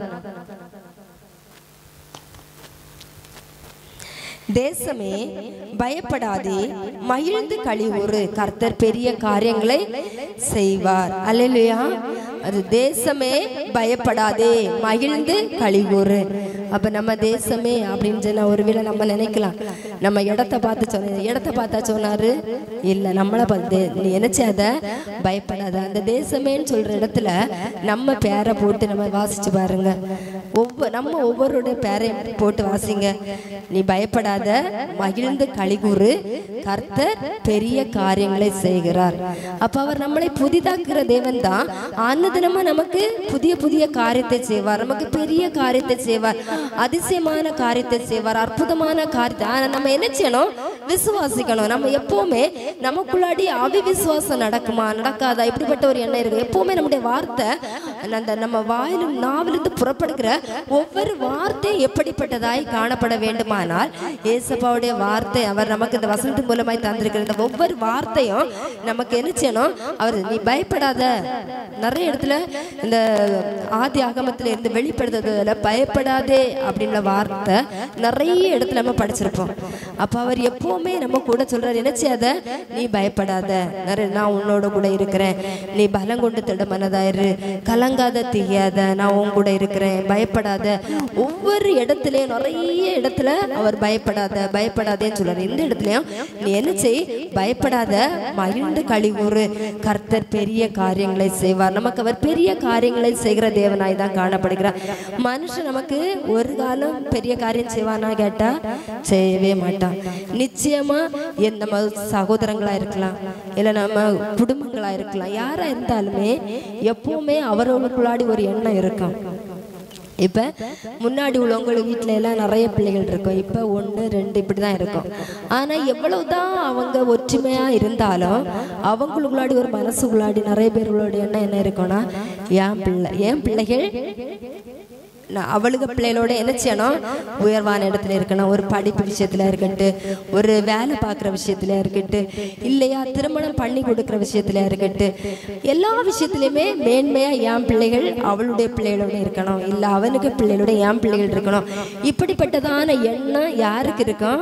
நம்ம மனிதர்களுக்கு தான் இருக்கும். ஏசப்பாய் அப்படி இருக்குமா? ஏசப்பாய் அப்படி இருக்காது. ஏசப்பா நம்ம எல்லாருமே அவருடைய பிள்ளைகள் தான். அவருக்கு நம்ம எல்லாருமே நல்லா இருக்கணும்னு தான் அவர் விரும்புகிறாரு, நம்ம சந்தோஷமா இருக்கணும்னு தான் அவர் விரும்புகிறாரு. ஆனா ஏதோ ஒரு விதத்துல நம்ம சில நேரத்துல கஷ்டப்படுகிறோம், பிரச்சனைகள் வருது, நம்ம கலங்கி நிற்கும் போது கூட அவர் சொல்றாரு, நீ பயப்படாத, நான் உன் கூட இருக்கிறேன், நீ மகிழ்ந்து கழிவுறு, நான் பெரிய காரியத்தை உனக்கு செய்கிறேன். எல்லா இடத்துலயும் நீ போட்டு வாசிக்க இடத்துல நம்ம பைபிள்ல அந்த இடத்துல நீ உனக்கு அப்படின்னு சொல்ற வார்த்தை நீங்க வாசிக்கும் போது அந்த இடத்துல நீங்களா படிக்கும் போது அதுல எனக்குன்னு வாசித்து பாருங்க. கர்த்தர் உனக்காக எனக்காக யாவையும் செய்து முடிப்பார். அதே மாதிரி நம்ம ஒவ்வொரு வசனத்திலையும் இதுலயும் அதுல என்ன இந்த வசனத்துல தேசமே பயப்படாதே, மகிழ்ந்து களிகூறு, கர்த்தர் பெரிய காரியங்களை செய்வார். இந்த இடத்துல நம்ம பேரை போட்டு நம்ம சொல்லும் போது அவர் பெரிய காரியத்தை செய்வார்.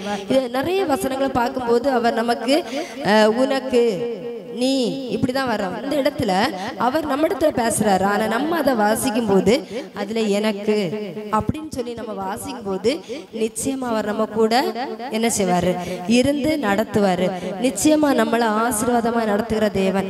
ஆனா நம்முடைய அந்த நேரத்துல நம்ம என்ன செய்வோம், அந்த வார்த்தை நிச்சயமா நிறைய கஷ்டங்கள் பிரச்சனைகள் வரும்போது நம்ம படிச்சு வச்சிருந்தா கூட என்ன செய்யும், யோசிச்சு பார்த்தா கூட மறந்த மாதிரியே இருக்கும். ஆனா அந்த நேரத்துல நான் என்ன செய்யணும், நம்ம பைபிளை திறந்தா தேச படத்துல நம்ம என்ன செய்யணும், கேட்கிற பிள்ளைகளை நமக்கு மகிழ்ந்து களி கூறும்போது அவர் பெரிய காரியங்களை செய்கிற தேவனா இருக்கிறார். 2 ராஜாக்கள் 2:9.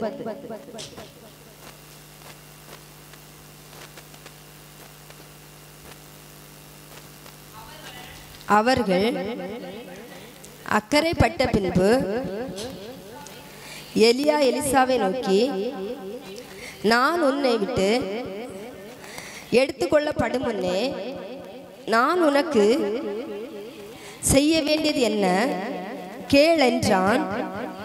அதற்கு எலிசா, உம்மிடத்தில் உள்ள ஆவியின் வரம் எனக்கு இரட்டிப்பாய் கிடைக்கும்படி வேண்டுகிறேன் என்றார். அல்லேலூயா, அல்லேலூயா. இந்த கதை எல்லாருக்குமே தெரியும், அப்படிதானா? எலியாவுடைய கதை எல்லாருக்குமே தெரியும். எலியாவு கூட ஒரு சீசன் போல என்ன செஞ்சாரு, எலிசா போயிட்டே இருக்கிறாரு. அந்த இடத்துல நம்ம என்ன பார்க்கிறோம் அப்படின்னா, அவர்கள் அந்த ஆற்றை கடந்து அக்கறைப்பட்ட பின்பு எலியா எலிசாவை நோக்கி, நான் உன்னை விட்டு எடுத்துக்கொள்ளப்படும் முன்னே நான் உனக்கு செய்ய வேண்டியது என்ன அப்படின்னு கேட்கிறாரு. ஒருவேளை இந்த இடத்துல எலியா எலிசா இடத்துல கேட்கிறாரு, இந்த இடத்துல ஏசப்பா நம்ம இடத்துல கேட்கிறாரு, நான் உனக்கு செய்ய வேண்டியது என்ன அப்படின்னு கேட்கிறாரு. அப்ப நம்ம என்ன கேட்போம் ஏசப்பாயிட்ட? ஒருவேளை ஏசப்பா இந்த நேரத்துல உங்களோட பேசுறாரு, ஒருவேளை தரிசனத்தின் மூலமா இருக்கலாம், இல்ல நேர்ல ஏதோ ஒரு விதத்துல யார் மூலம் ஏசப்பா உனக்கு என்ன வேணும்னு கேட்டா நம்ம என்ன சொல்லுவோம், என்ன பேசுவோம், என்ன கேட்போம்? ஏசப்பா வந்து திடீர்னு உங்கள்கிட்ட கேட்கிறாரு, நான் உனக்கு என்ன வேணாம் கேள் அப்படின்னு கேட்டா நீங்க என்ன சொல்லுவீங்க? சந்தோஷமா வச்சிருக்கணும்னு கேட்போம். சொல்லுங்க யார் இந்த ஒரு வார்த்தையை, ஒரு கொஸ்டின் என்ன கேட்பீங்க ஏசப்பாட்ட? யாருக்குமே பதில் இல்லையா இதுக்கு? ஏசப்பா உங்ககிட்ட வந்து திடீர்னு தரிசனத்தின் மூலமோ இல்ல நேர்லயே ஒரு ஏதோ ஏசப்பா ஒரு நேர்லயே வந்து உங்கள்கிட்ட திடீர்னு கேட்கிறாரு, உனக்கு என்ன வேணும் நீ கேளு அப்படின்னு கேட்டா நீங்க என்ன கேட்பீங்க? சவுண்டா சொல்லுங்க. என்ன கேட்பீங்க ஏசப்பாட்ட? ஆசீர்வதிக்கணும்னு சொல்லுவீங்க, அப்படிதானா? வேற ஒரு ஆளு சந்தோஷமா வச்சிருக்கணும்னு கேட்பாங்களா, ஒரு ஆள் ஆசீர்வதிக்கணும்னு நீங்க என்ன கேட்பீங்க? அப்ப நம்ம ஏசப்பாட்ட எதுக்கு தான் வந்திருக்கோம்? சந்தோஷமா இருக்கணும், ஏசப்பா நம்மள ஆசை. நிறைய பேருக்கு என்ன பதில் சொல்லணும்னு தெரியல, அப்படிதானா? ஆனா இந்த இடத்துல பாத்தீங்களா, எலியா எலிசா இடத்துல நான் எடுத்துக்கொள்ளப்படும் போது உனக்கு அந்த இடத்துல என்ன வேணும், நான் உனக்கு என்ன செய்ய வேண்டும் என்று என்கிட்ட சொல்லு கேள் அப்படின்னு கேட்கிறான். அதற்கு எலிசா, உம்மிடத்தில் உள்ள ஆவியின் வர எனக்கு ரெட்டிப்பாய் வேணும் அப்படின்னு கேட்கிறான். நம்ம என்ன கேட்போம்? எனக்கு சந்தோஷமா இருக்கணும், ஆசீர்வாதம் வேணும் அப்படின்னு தான் கேட்போம் பார்த்தீங்களா. ஆனா அந்த இடத்துல எலிசா என்ன செய்ய, ஆவியின் வரம் ரெட்டிப்பா எனக்கு வேணும் அப்படின்னு. நிச்சயமா நம்ம ஏசப்பாவோட நம்ம ஜெபிச்சு நம்ம அவரிடத்துல ஆராதிச்சுட்டே இருக்கிற பிள்ளைகளா இருந்தோம்னா, நிச்சயமா நம்ம இருதயத்தை ஒப்பு கொடுத்தோம்னா, ஒருவேளை ஏசப்பா தரிசனத்துல வந்து கேட்டாலும் சரிதான், எதுல வந்து கேட்டாலும் நம்ம உலக ஆசீர்வாதத்தை நிச்சயமா என்ன செய்ய மாட்டோம், கேட்கவே மாட்டோம். உண்மையா அது வந்து என்னுடைய வாழ்க்கையில நான் வந்து ஒரு அனுபவம். ஏசப்பா எனக்கு தரிசனத்தின் மூலமாய் ஒரு வந்து ஏசப்பா நேரில் பேசல, அந்த வார்த்தை அப்படின்னா ஒரு ஆள் வந்து என்னை கூட்டிட்டு போகுது ஒரு இடத்துல. அப்படி நான் மேலே அப்படி போயிட்டே இருக்கிறேன், ரொம்ப வெளிச்சமா இருந்துட்டே இருக்குது. நான் போயிட்டே இருக்கிறேன், ஒரு இடத்துல கொண்டு நிறுத்தி விட்டுட்டு என்கிட்ட அந்த ஆள் கேட்குது, உனக்கு இப்போ என்ன வேணும், நீ என்கிட்ட கேளு, நான் உனக்கு தாரேன் அப்படின்னு. அப்போ எனக்கு அந்த நேரத்தில் நான் தரிசனம் தான், ஆனால் அந்த தரிசனத்தில் நான் சொல்கிறேன் எனக்கு எதுவுமே வேண்டாம், என்னை ஏசப்பா மட்டும் போதும் அப்படின்னு. திரும்பவும் அந்த ஆள் என்ன சொல்லுது, இல்லை நீ இப்போ என்ன கேட்டாலும் உனக்கு கிடைச்சோம், நீ எது வேணாலும் கேளு அப்படின்னு திரும்பவும் கேட்குது. அப்போ நான் சொன்னேன் என்னை எதுவுமே வேண்டாம் ஏசப்பா, என் 2 கை மட்டும் என்ன செய்யுது அந்த இடத்துல கும்பிட்டுட்டு என்னை ஏசப்பா மட்டும் போதும், ஏசப்பா மட்டும் போதும். இந்த ஒரு வார்த்தை தான் எனக்கு வந்ததே தவிர வேற அந்த வார்த்தை நான் பேசவே இல்லை. திரும்ப 3வது அந்த ஆள் சொல்றாரு, இந்த ஒருக்கா கூட தான் நான் உன்கிட்ட என்ன செய்வேன் கேட்பேன், ஒருக்கா கூட சொல்லு, உனக்கு என்ன வேணாலும் கேளு, நான் உனக்கு தருவேன், நீ கேட்கிறது உனக்கு இப்ப கிடைக்கும் அப்படின்னு. நான் அப்போ நான் சொன்னேன் என்னை எதுவுமே வேண்டாம், என்னை ஏசப்பா மட்டும்தான் போதும் அப்படின்னு சொன்னேன். அப்போ அந்த இடத்துல ஏசப்பா எனக்கு தந்த வார்த்தை, அந்த இடத்துல திடீர்னு ஒரு இப்படி ஒரு ஒரு ஒரு இது மாதிரி குகை மாதிரி இருக்கு, அதில் கொஞ்சம் தண்ணி வந்து பாஞ்சிட்டே இருக்கு, அதில் தெளிஞ்ச தண்ணி கீழே வந்து பாஞ்சிட்டு தண்ணி தெளிஞ்சு கிடக்கு. அப்போ நான் எனக்கு கண்ணு முன்னாடி அடுத்து அந்த நின்று அந்த கட்டையான அந்த ஆளை காணல, அந்த தண்ணீர் தான் தெரியுது. நான் இப்படி கையை அப்படி கும்பிட்டுட்டே நிற்கிறேன், அது மட்டும்தான். அப்போ அந்த எனக்கு ஒரு சத்தம் கேட்குது, பயப்படாத நான் உன்னோடு கூட இருக்கிறேன். இந்த ஒரு வார்த்தையும் எனக்கு கேட்டு ஏசப்பா அந்த இடத்துல எனக்கு அந்த வார்த்தை. நான் முழிச்சிட்டேன், நான் முழிச்சு நான் இது கனவா பார்த்தேன் அப்படின்னு நினைச்சிட்டு நான் மனசுல நினைக்கேன், நான் ஏன் இந்த வார்த்தையை நான் ஏன் அதை நான் சொல்கிறேன்னா, நம்ம வந்து ஏசப்போலாடி அந்த நேரத்தில் நம்ம நல்லா ஜெபிச்சு ஏசப்போலாடி எப்போவுமே எனக்கு வந்து நான் ஏசப்போலாடி வந்தப்புறம் என்னை உலக ஆசையை விட உலகத்தில் உள்ள எண்ணங்கள் சிந்தனைகளை விட எப்போவுமே எனக்குள்ளாடி ஒரு இருதயத்தில் ஒரு எண்ணம் எப்போவுமே நான் ப்ரேயர் பண்ணும்போது, ஏசப்பா இந்த உலக மனுஷன் யாருமே எனக்கு என்ன இல்லை, உண்மை உள்ளவர்கள் யாருமே இல்லை, எல்லாமே ஒரு மனுஷன் எந்த ஒரு மனுஷனாக இருந்தாலும் சரிதான், நம்ம சகோதரங்களாக இருக்கலாம் இல்லை, எல்லாமே ஒரு சந்தர்ப்பம் ஒரு சூழ்நிலைகள் ஏதோ வரும்போது எதா இருந்தாலும் நமக்கு நிறைய இருந்ததுன்னா உறவினர்கள் சொந்தங்கள் பந்தங்கள் நம்ம கூட இருக்கும், இல்லைன்னா யாருமே இருக்க மாட்டாங்க. சில நிறைய அந்த நேரத்துல நான் ரொம்ப என் வாழ்க்கையில ரொம்ப கஷ்டப்பட்ட நேரம், அப்ப நான் ஏசப்பா நான் ஆசையில சுவாசம் உள்ள எந்த மனுஷன் நான் இனி நம்பவே மாட்டேன் ஏசப்பா. எப்போ நான் ஜெபிக்கும் போது நான் ஏசப்பாட்ட சொல்றது, நீங்க மட்டும்தான் என்ன வேணாம், நீங்க மட்டும்தான் வேணாம், நான் உங்களுக்காக என்ன செய்யணும்னு சொல்லுங்க ஏசப்பா, நான் அதை செய்வேன் தான் நான் ப்ரேயர் பண்ணுவேன். ஒருவேளை அதனால ஏசப்பா எனக்கு நான் அதில் சொல்லலாம் என்ன தெரியாது, ஆனால் நிச்சயமா நம்முடைய இருதயம் அவரோடு கூட இடைப்படும் போது நம்ம என்ன செய்ய மாட்டோம், உலக வார்த்தையை கேட்க மாட்டோம், நிச்சயமா உலக ஆசீர்வாதத்தை ஏசப்பாயிட்ட கேட்க மாட்டோம். இந்த தரிசனத்தை நான் பார்த்துட்டு ஒரு ஆள்கிட்ட சொன்னோன்னு அந்த ஆள் சொல்லுது, உனக்கு தான் நிறைய கடன் இருக்குல்ல, பைசா தேவைதானே, நீ ஏசப்பாயிட்ட கொஞ்சம் பணம் கேட்டிருக்கலாம் இல்லை அப்படின்னு. உண்மையா இந்த தரிசனத்தை நான் சொன்ன உடனே அப்ப நான் மனசுல நினைச்சேன், அப்ப நான் சொல்றேன் எனக்கு ஏசப்பாங்க பணம் எனக்கு என்ன இல்லை தேவையில்லை, ஏசப்பா நம்முடைய வாழ்க்கையில அவர் நம்ம கூட இருந்தா பணம் நம்ம கூட இருக்கும். ஒருவேளை நான் எல்லாரும் நினைக்கலாம் கஷ்டம்தான், ஏசப்பா எவ்வளவோ கடன் பிரச்சனைகள் மத்தியில் ஏசப்பா நடத்தி கொண்டிருந்தாலும் சில நேரம் நல்லா சோர்ந்து போய் இருப்போம். ஆனாலும் என்னன்னா ஒரே ஒரு சந்தோஷம் மனசுக்கு இருதயத்துக்குள்ளாடி எப்பவுமே ஒரு சந்தோஷம் இருக்கும். எவ்வளவுதான் கஷ்டப்பட்டாலும் வேதனைப்பட்டாலும் ஒரு இருதயத்துக்குள்ளாடி ஒரு சந்தோஷம் இருக்கும். அது ஏன் அப்படின்னா நம்ம ஏசப்பா நம்மளை நடத்தும் போது நிச்சயமா அந்த சந்தோஷம் இருக்கும். உலகத்துல உள்ளவங்க நம்மளை நடத்தும் போது நிச்சயமா நம்ம என்ன முடியாது, சந்தோஷம் இருக்காது. ஐயோ நம்ம என்ன செய்வோம்னு நேரத்துல அந்த நேரத்துல புலம்புவோம். ஆனா நிச்சயமா அவர் நமக்கு என்ன செய்கிறாரு? பெரிய காரியத்தை செய்கிறார். அப்ப நம்ம ஒருவேளை இவ்வளவு நாளா நீங்க நேர்ல கேட்டா கூட ஒருவேளை கேட்டுக்கலாம், ஏசப்பா ஆசீர்வாதத்தை தாருங்க, சந்தோஷம் தாருங்க. ஏசப்பாய கிருபை, ஏசப்பா நம்ம கூட இருந்தா, அவர் நமக்கு போதும் இருந்தா, நம்ம உலகத்துல உள்ள எல்லா ஆசீர்வாதமும் நம்ம கூட வரும். சந்தோஷம் வரும், சமாதானம் வரும், ஆசீர்வாதம் வரும், எல்லாமே அவர் தான். ஏசப்பாயிட்ட தான் எல்லாமே இருக்கு. அப்ப அவர் நமக்கு நல்ல பெரிய காரியங்களை செய்யணும்னா, நம்மளை புதிதாக்கணும்னா, நம்மளை பரிசுத்தப்படுத்தணும்னா, அவர் நம்மளை கூட இருந்தாதான் நம்மளை நம்ம பரிசுத்தப்படுத்த முடியும். அவர் நம்ம கூட இருந்தாதான் பெரிய காரியங்களை நம்மளால செய்ய முடியும். அந்த காரியத்தை செய்கிறதற்கு அவர் நமக்கு என்ன செய்கிறார்? ஒரு காரியத்தை செய்கிறோமா, ஒரு காரியத்திற்காக நம்ம ஏசப்பாட்ட ஜெபிக்கிறோமா, அந்த காரியத்தை செய்யணும்னா நம்ம என்ன செய்யணும்? ஏசப்பாய்க்கு பிள்ளைகளா நம்மளை அனுதினமும் புதுப்பிச்சு நம்மளை பரிசுத்தப்படுத்தி, ஏசப்பா நீங்க மட்டும் போதும், உங்க சித்தத்தின்படி நடத்துங்க அப்படின்னு. அதே மாதிரி நம்ம ஒவ்வொருவரும் நம்முடைய பிள்ளைகளை வளர்க்கிறோம். நம்ம என்ன நினைப்போம்? நம்ம பிள்ளைகளை இன்ன காரியத்துக்கு நம்ம இன்ன படிக்க, ஒரு வேலைக்காக ஒரு டீச்சராக இருக்கலாம், இல்லை ஒரு கலெக்டராக, ஏதோ ஒரு டாக்டராக இருக்கலாம். இப்படி நம்ம ஒவ்வொருவரும் ஒரு திட்டத்தை வச்சு ஒரு குறிக்கோளோட பிள்ளைகளை வளர்த்து போயிட்டே இருக்கிறோம். ஆனால் ஏதோ ஒரு விதத்தில் ஒரு ஊழியக்காரர்கள் மூலமாட்டா இருக்கலாம், ஏதோ ஒரு விதத்தில் பிள்ளைகளை ஊழியத்துக்குன்னு ஏசப்பா அழைக்கும் போது நம்ம பெற்றோர்களாகிய நாம் என்ன செய்வோம்? நம்ம என்ன செய்வோம்? பிள்ளைகளை விடுவோமா? நிச்சயமா நம்மளுடைய எண்ணம் என்னது? என் பிள்ளை படிச்சு வேலை பார்த்து கலெக்டர் ஆகணும், டீச்சர் ஆகணும், லெக்சர் ஆகணும், ஏதோ ஒரு நம்முடைய கனவெல்லாம் வேற. ஆனா கடைசியில ஏசப்பா கூப்பிட்டா கூட நம்ம என்ன செய்ய மாட்டோம்? நிச்சயமா போக மாட்டோம். ஆனா நிச்சயமா நான் சொல்ல அப்படின்னா, நம்ம எப்பவுமே ஏசப்பா நமக்குன்னு ஒரு திட்டத்தை வச்சிருப்பாரு, ஒரு நோக்கத்தை வச்சிருப்பாரு. நம்ம ஒருவேளை படிச்சு வேலை பார்த்து நம்ம பிள்ளைகளை ஒரு நிலைமையில கொண்டு வரலாம். ஆனா ஏசப்பாய்க்கு ஊழியம் செய்ய பிள்ளைகளா இருந்தா அவைய கலெக்டர் ஆன பிறகு கலெக்டர் வேலையை விட்டுட்டு அவைய எங்க வருவாங்க?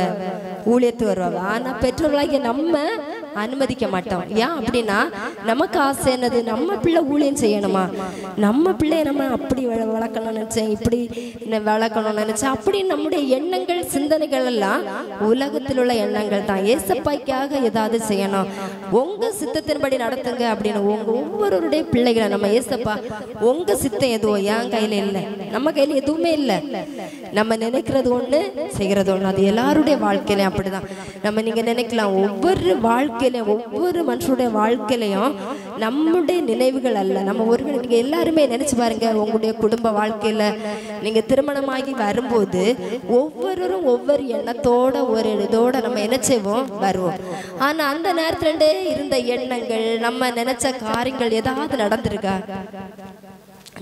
யாருடைய வாழ்க்கையிலுமே அது நடக்கிறது சாத்தியமே இல்லை.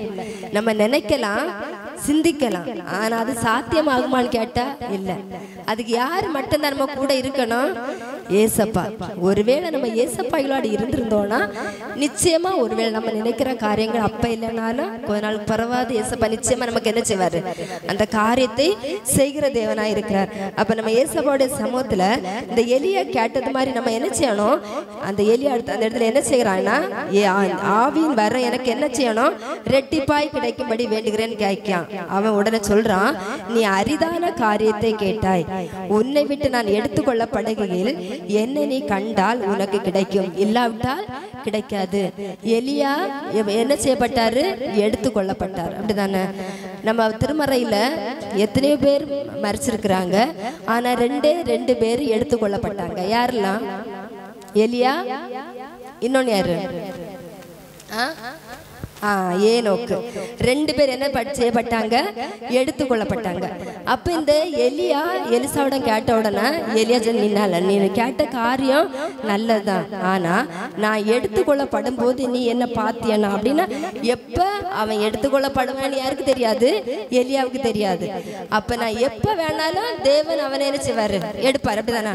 அப்ப அந்த நேரம் நீ பார்த்தா நீ கேட்ட வர உனக்கு என்ன செய்யும்? ரெட்டிப்பாய் கிடைக்கும் அப்படின்னு. அப்ப எலிசா தூங்கி இருப்பானா?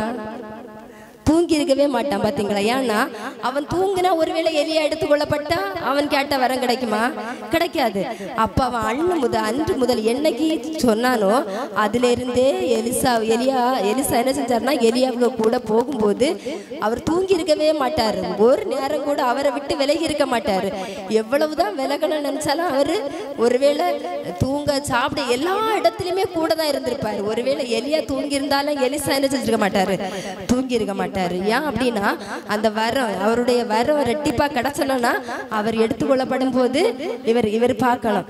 அதே மாதிரி அவன் விசுவாசத்தோட அவர் எடுத்துக்கொள்ளப்படும் போது அவன் இருந்த அந்த இடத்துல அவனுடைய எடுத்துக்கொள்ளப்படும் போது அவர்கள் பேசி நடந்து கொண்டு போகில் இதோ அக்கினி ரதமும் அக்கினி குதிரைகளும் அவர்கள் நடுவாக வந்து இருவரையும் என்ன செஞ்சுதான், பிரித்து போட்டது. உடனே அந்த இடத்துல அவன் என்ன செய்யறான், எலியா சுழல் காற்றிலே பரலோகத்திற்கு ஏறி போனான். இதை யார் பாக்கியா, எலியா பார்க்கிறார். அதனால எலியா போகும்போது எலிசா பார்த்துட்டே நிக்கிறான்.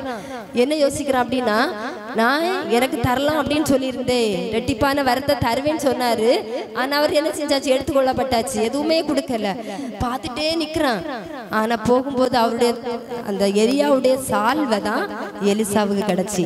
ஆனா நிச்சயமா ரெட்டிப்பான அவர் செய்ததை விடையும் நிறைய காரியங்களை, நிறைய அதிசயங்களை, அற்புதங்களை யார் செஞ்சா, எலிசா செய்தார். அப்ப நம்ம ஏசப்பாவுடைய சமூகத்துல ஜெபிக்கும் போது ஏசப்பான்னு சொல்லிடுறார். எப்படி, நான் அவர் செய்ததல்ல, அவர் செய்ததுக்கு மேலான, அவர் செய்ததுக்கு அதிகமான காரியங்களை நம்மளை கொண்டு அவர் என்ன செய்வேன்னு சொல்லியிருக்காரு. அப்ப நம்ம என்ன செய்யணும், அவருடைய சமூகத்துல நம்ம என்ன செய்யறோம், நல்லா சாப்பிட்டுட்டு நல்லா தூங்குவோம். அப்படிதானா, தூங்குனா எழும்பவே முடியாத அளவுக்கு நம்ம சூப்பரா, யார் தாலாட்டியா தெரியுமா நம்மள, அனுதினமும் எவ்வளவுதான் நம்ம எழுப்பி ஜெபிக்கணும்னு நினைச்சாலும் தூக்கம் எங்கேருந்து வருதுன்னு தான் தெரியாது. அப்படி நம்மள தூங்க வச்சுட்டே இருக்கு. ஆனா நம்ம ஏசப்பட்ட அனுதினமும் ஜெபிச்சு அவருடைய கிருபைக்காக, அவருடைய வரத்திற்காக நம்ம என்ன செய்யணும், காத்திருக்கிற பிள்ளைகளாய் காணப்பட வேண்டும். அப்ப அந்த இடத்துல எலியா என்ன செய்யறாரு, எடுத்துக்கொள்ளப்பட்ட பரலோகத்துக்கு போகிறாரு. அதே மாதிரி எலிசா அந்த வரத்தை என்ன செய்யறாரு, ரெட்டிப்பாய் பெற்றுக் கொள்கிறார். லூக்கா 18ஆம் அதிகாரம் 24வது வசனம்.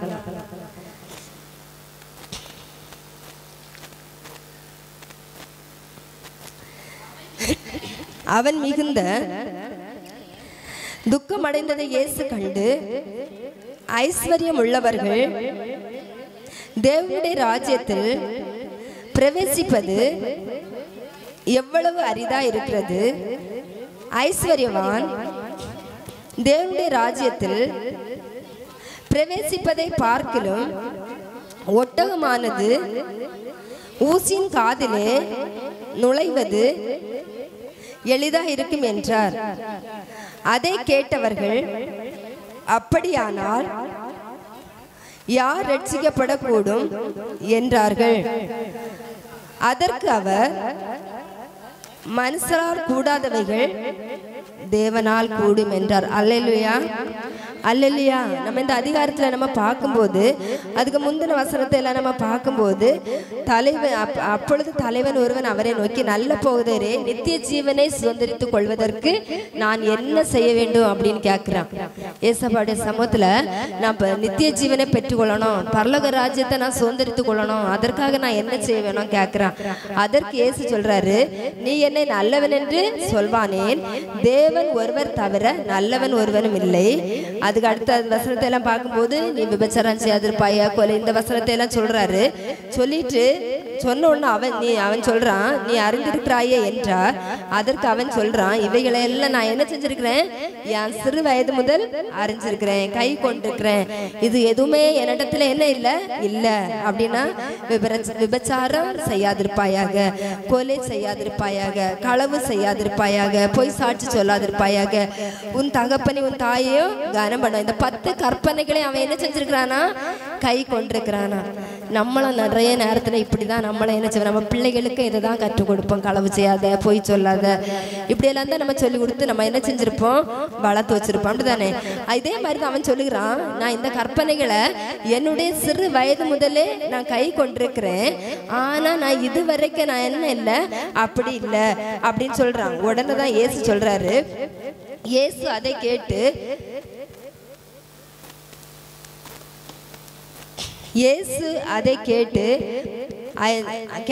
சொல்றாரு, நீ வந்து என்ன செய்யாத, இன்னும் உன்னிடத்தில் ஒரு குறைவு உண்டு, உனக்கு உண்டானவைகளை எல்லாம் விற்று தரித்திரருக்கு கொடு, அப்பொழுது பரலோகத்தில் உனக்கு பொக்கிஷம் உண்டாயிருக்கும், பின்பு என்னை பின்பற்றி வா அப்படின்னு சொல்றாரு. ஆனா இவன் என்ன செய்ய, எல்லா காரியத்தையும் அவன் சின்ன வயதுல அவன் என்ன செஞ்சான், கை கொண்டான்.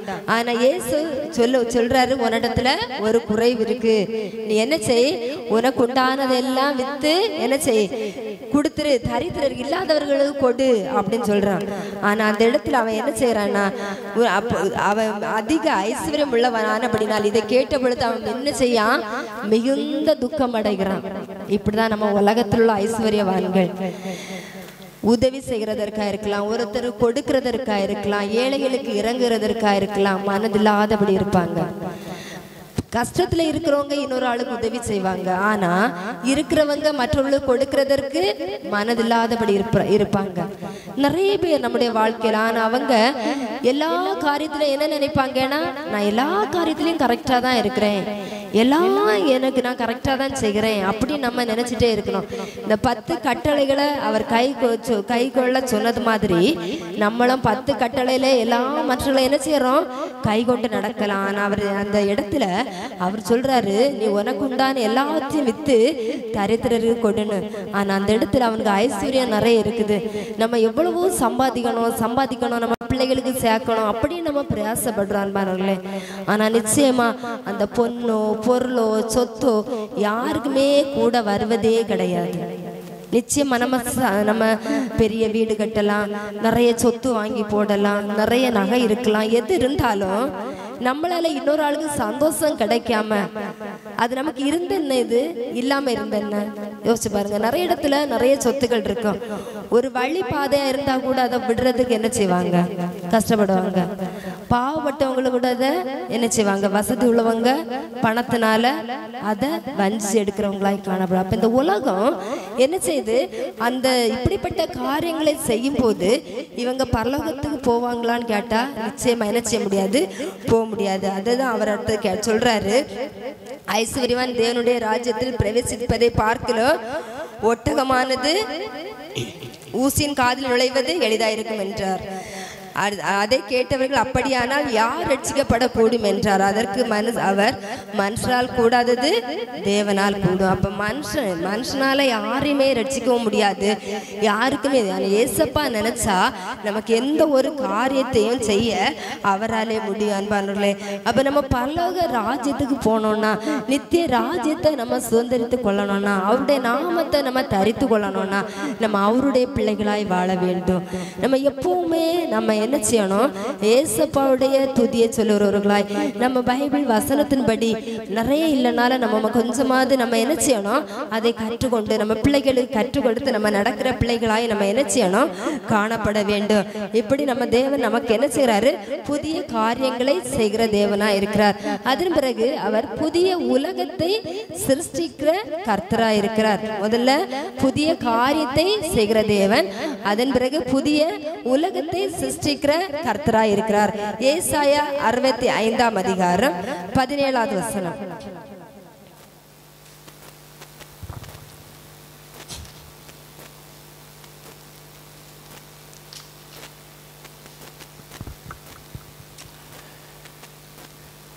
நான் படைக்க போகிற புதிய வானமும் புதிய பூமியும் எனக்கு முன்பாக நிற்பது போல உங்கள் சன்னதியும் உங்கள் நாமும் நிற்கும் என்று கர்த்தர் சொல்லுகிறார். அல்லேலூயா, அல்லேலூயா. அவர் நம்மளை என்ன செய்யறாரு, புதிதாக்குறார். அவர் என்ன செய்யறாரா, நான் படைக்க போறேன்.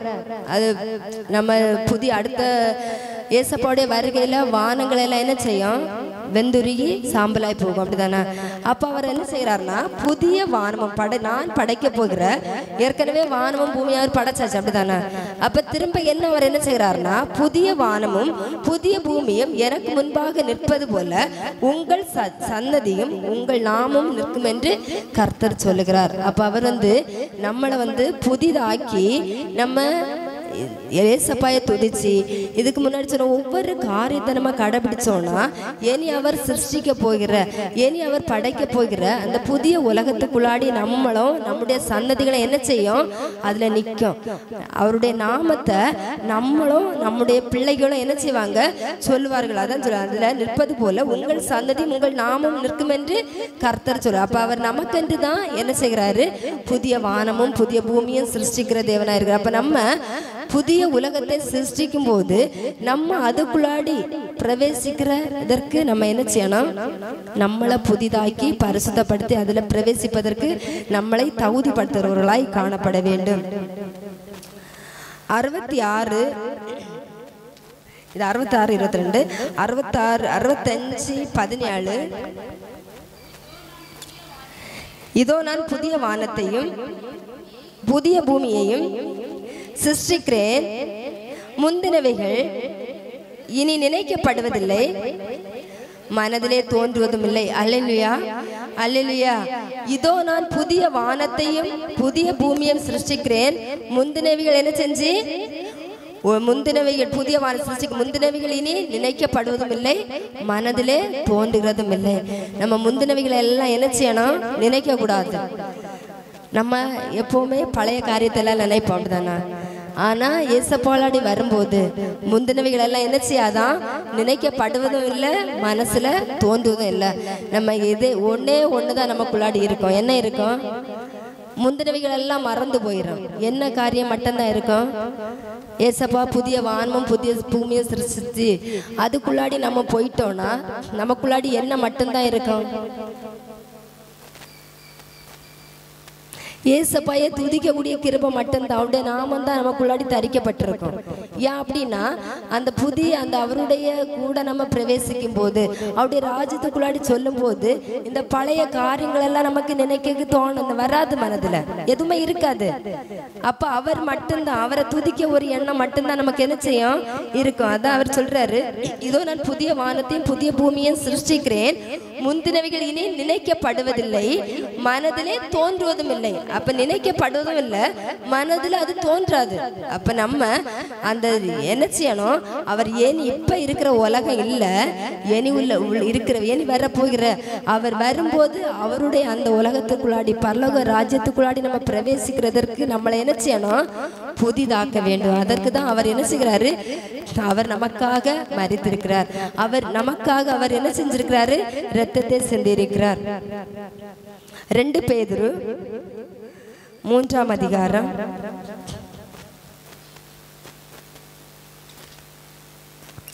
2 பேதுரு 3:12 தேவனுடைய நாள் சீக்கிரமாய் வரும்படிக்கு மிகுந்த ஆவலுடனே காத்திருங்கள், அந்த நாளில் வானங்கள் வெந்து அழிந்து பூதங்கள் எரிந்து உருகிப்போம், அவருடைய வாக்குத்தத்தத்தின்படி நீதி வாசமாயிருக்கும், புதிய வானங்களும் புதிய பூமியும் உண்டாகும் என்று காத்திருக்கிறோம். அல்லேலூயா, அல்லேலூயா. தேவனுடைய நாள் சீக்கிரமாய் வரும்படிக்கு மிகுந்த ஆவலோட காத்திருங்கள். எத்தனை பேர் காத்திருக்கிறோம்? எத்தனை பேர் ஏசப்பாயிட்ட நான் என்ன பரிசுத்தப்படுத்திட்டேன், ஏசப்பா எப்போ வந்தாலும் நான் போறதுக்கு ஆயத்தமா இருக்கிறேன் அப்படின்னு நம்ம எத்தனை பேர் சொல்ல முடியும்? நான் பரலோக ராஜ்யத்துக்குள்ளாடி தான் நான் பிரவேசிப்பேன் அப்படின்னு சொல்ல நம்மளால எத்தனை பேர் அழ முடியும்? அவர் தேவனுடைய நாள் சீக்கிரமாய் வரும்படி மிகுந்த அவருடைய காத்திருங்கள், அந்த நாளில் வானங்கள் வெந்து அழிந்து பூதங்கள் எரிந்து போகும், அவருடைய வாக்குத்தத்தின்படி நீதி வாசமாயிருக்கும், புதிய வானங்களும் புதிய பூமியும் உண்டாகும் என்று காத்திருக்கிறோம். அப்ப நம்ம எதுக்காக தான் காத்திருக்கணும், நம்ம பிரயாசப்படணும்? இனி ஏசப்பா வரும்போது அந்த பரலோக ராஜ்யத்துக்கு போகதான் நம்ம ஆயத்தமா இருக்கணுமே தவிர உலகத்தில் உள்ள காரியத்துக்காக இல்லை. நம்ம நினைக்கலாம் நம்ம இப்போ நான் சொல்ல மாட்டேன், இப்போ நீங்கள் நினைக்கலாம் அப்போ ஏசப்பா வருகைக்கு பரலோகத்துக்கு போக மட்டும்தான் ஆயத்தமாக இருக்கணுமா, அப்போ நம்ம பிள்ளைகளை என்ன செய்கிறது, நம்ம பிள்ளைகளை வளர்க்காண்டாமா அப்படின்னு. வளர்க்க வேண்டும், பிள்ளைகளுக்கான காரியங்களே செய்ய வேண்டும், எல்லாமே செய்யணும். ஆனால் நம்ம இருதயம், நம்முடைய செயல்பாடுகள், நம்முடைய நடத்தைகள், நம்முடைய சரீரங்கள், நம்முடைய இருதயங்கள் எல்லாமே பரிசுத்தப்படுத்தி நம்ம புதிதாக்கப்பட்டு எப்போ ஏசப்பா வந்தாலும் நான் பரலோகத்துக்கு தான் போவேன் அப்படின்னு உள்ள ஒரு ஆயத்தம் உள்ளவர்களாய் நம்ம காணப்பட வேண்டும். நம்ம உலகத்திற்குள்ள பிள்ளைகளுக்கு மேல, உலக மனுஷனுக்கு மேல ஆசை பாசங்களை நம்ம வைத்து நம்ம பிள்ளைகளை வளர்க்கணும். நம்ம பிள்ளைகளை ஒரு நிலையில கொண்டு வரணும். பிள்ளைகளை நல்லா படிக்க வைக்கணும். பிள்ளைகளுக்கு நல்ல திருமணம் பண்ணி கொடுக்கணும். பிள்ளைகளுக்கு நல்ல வீடு, எல்லாமே நம்ம என்ன செய்யறோம், கரெக்டா செஞ்சுட்டே இருக்கிறோம். நம்முடைய செயல்கள் அதை தான் என்ன செய்யுது, நம்மளை வளர்த்தவர்களும் அதை தான் செஞ்சாங்க, நம்மளும் அதை தான் என்ன செய்யறோம், கடைபிடிச்சிட்டே இருக்கிறோம். ஆனால் அப்படிப்பட்டவர்களா இருக்கக்கூடாது.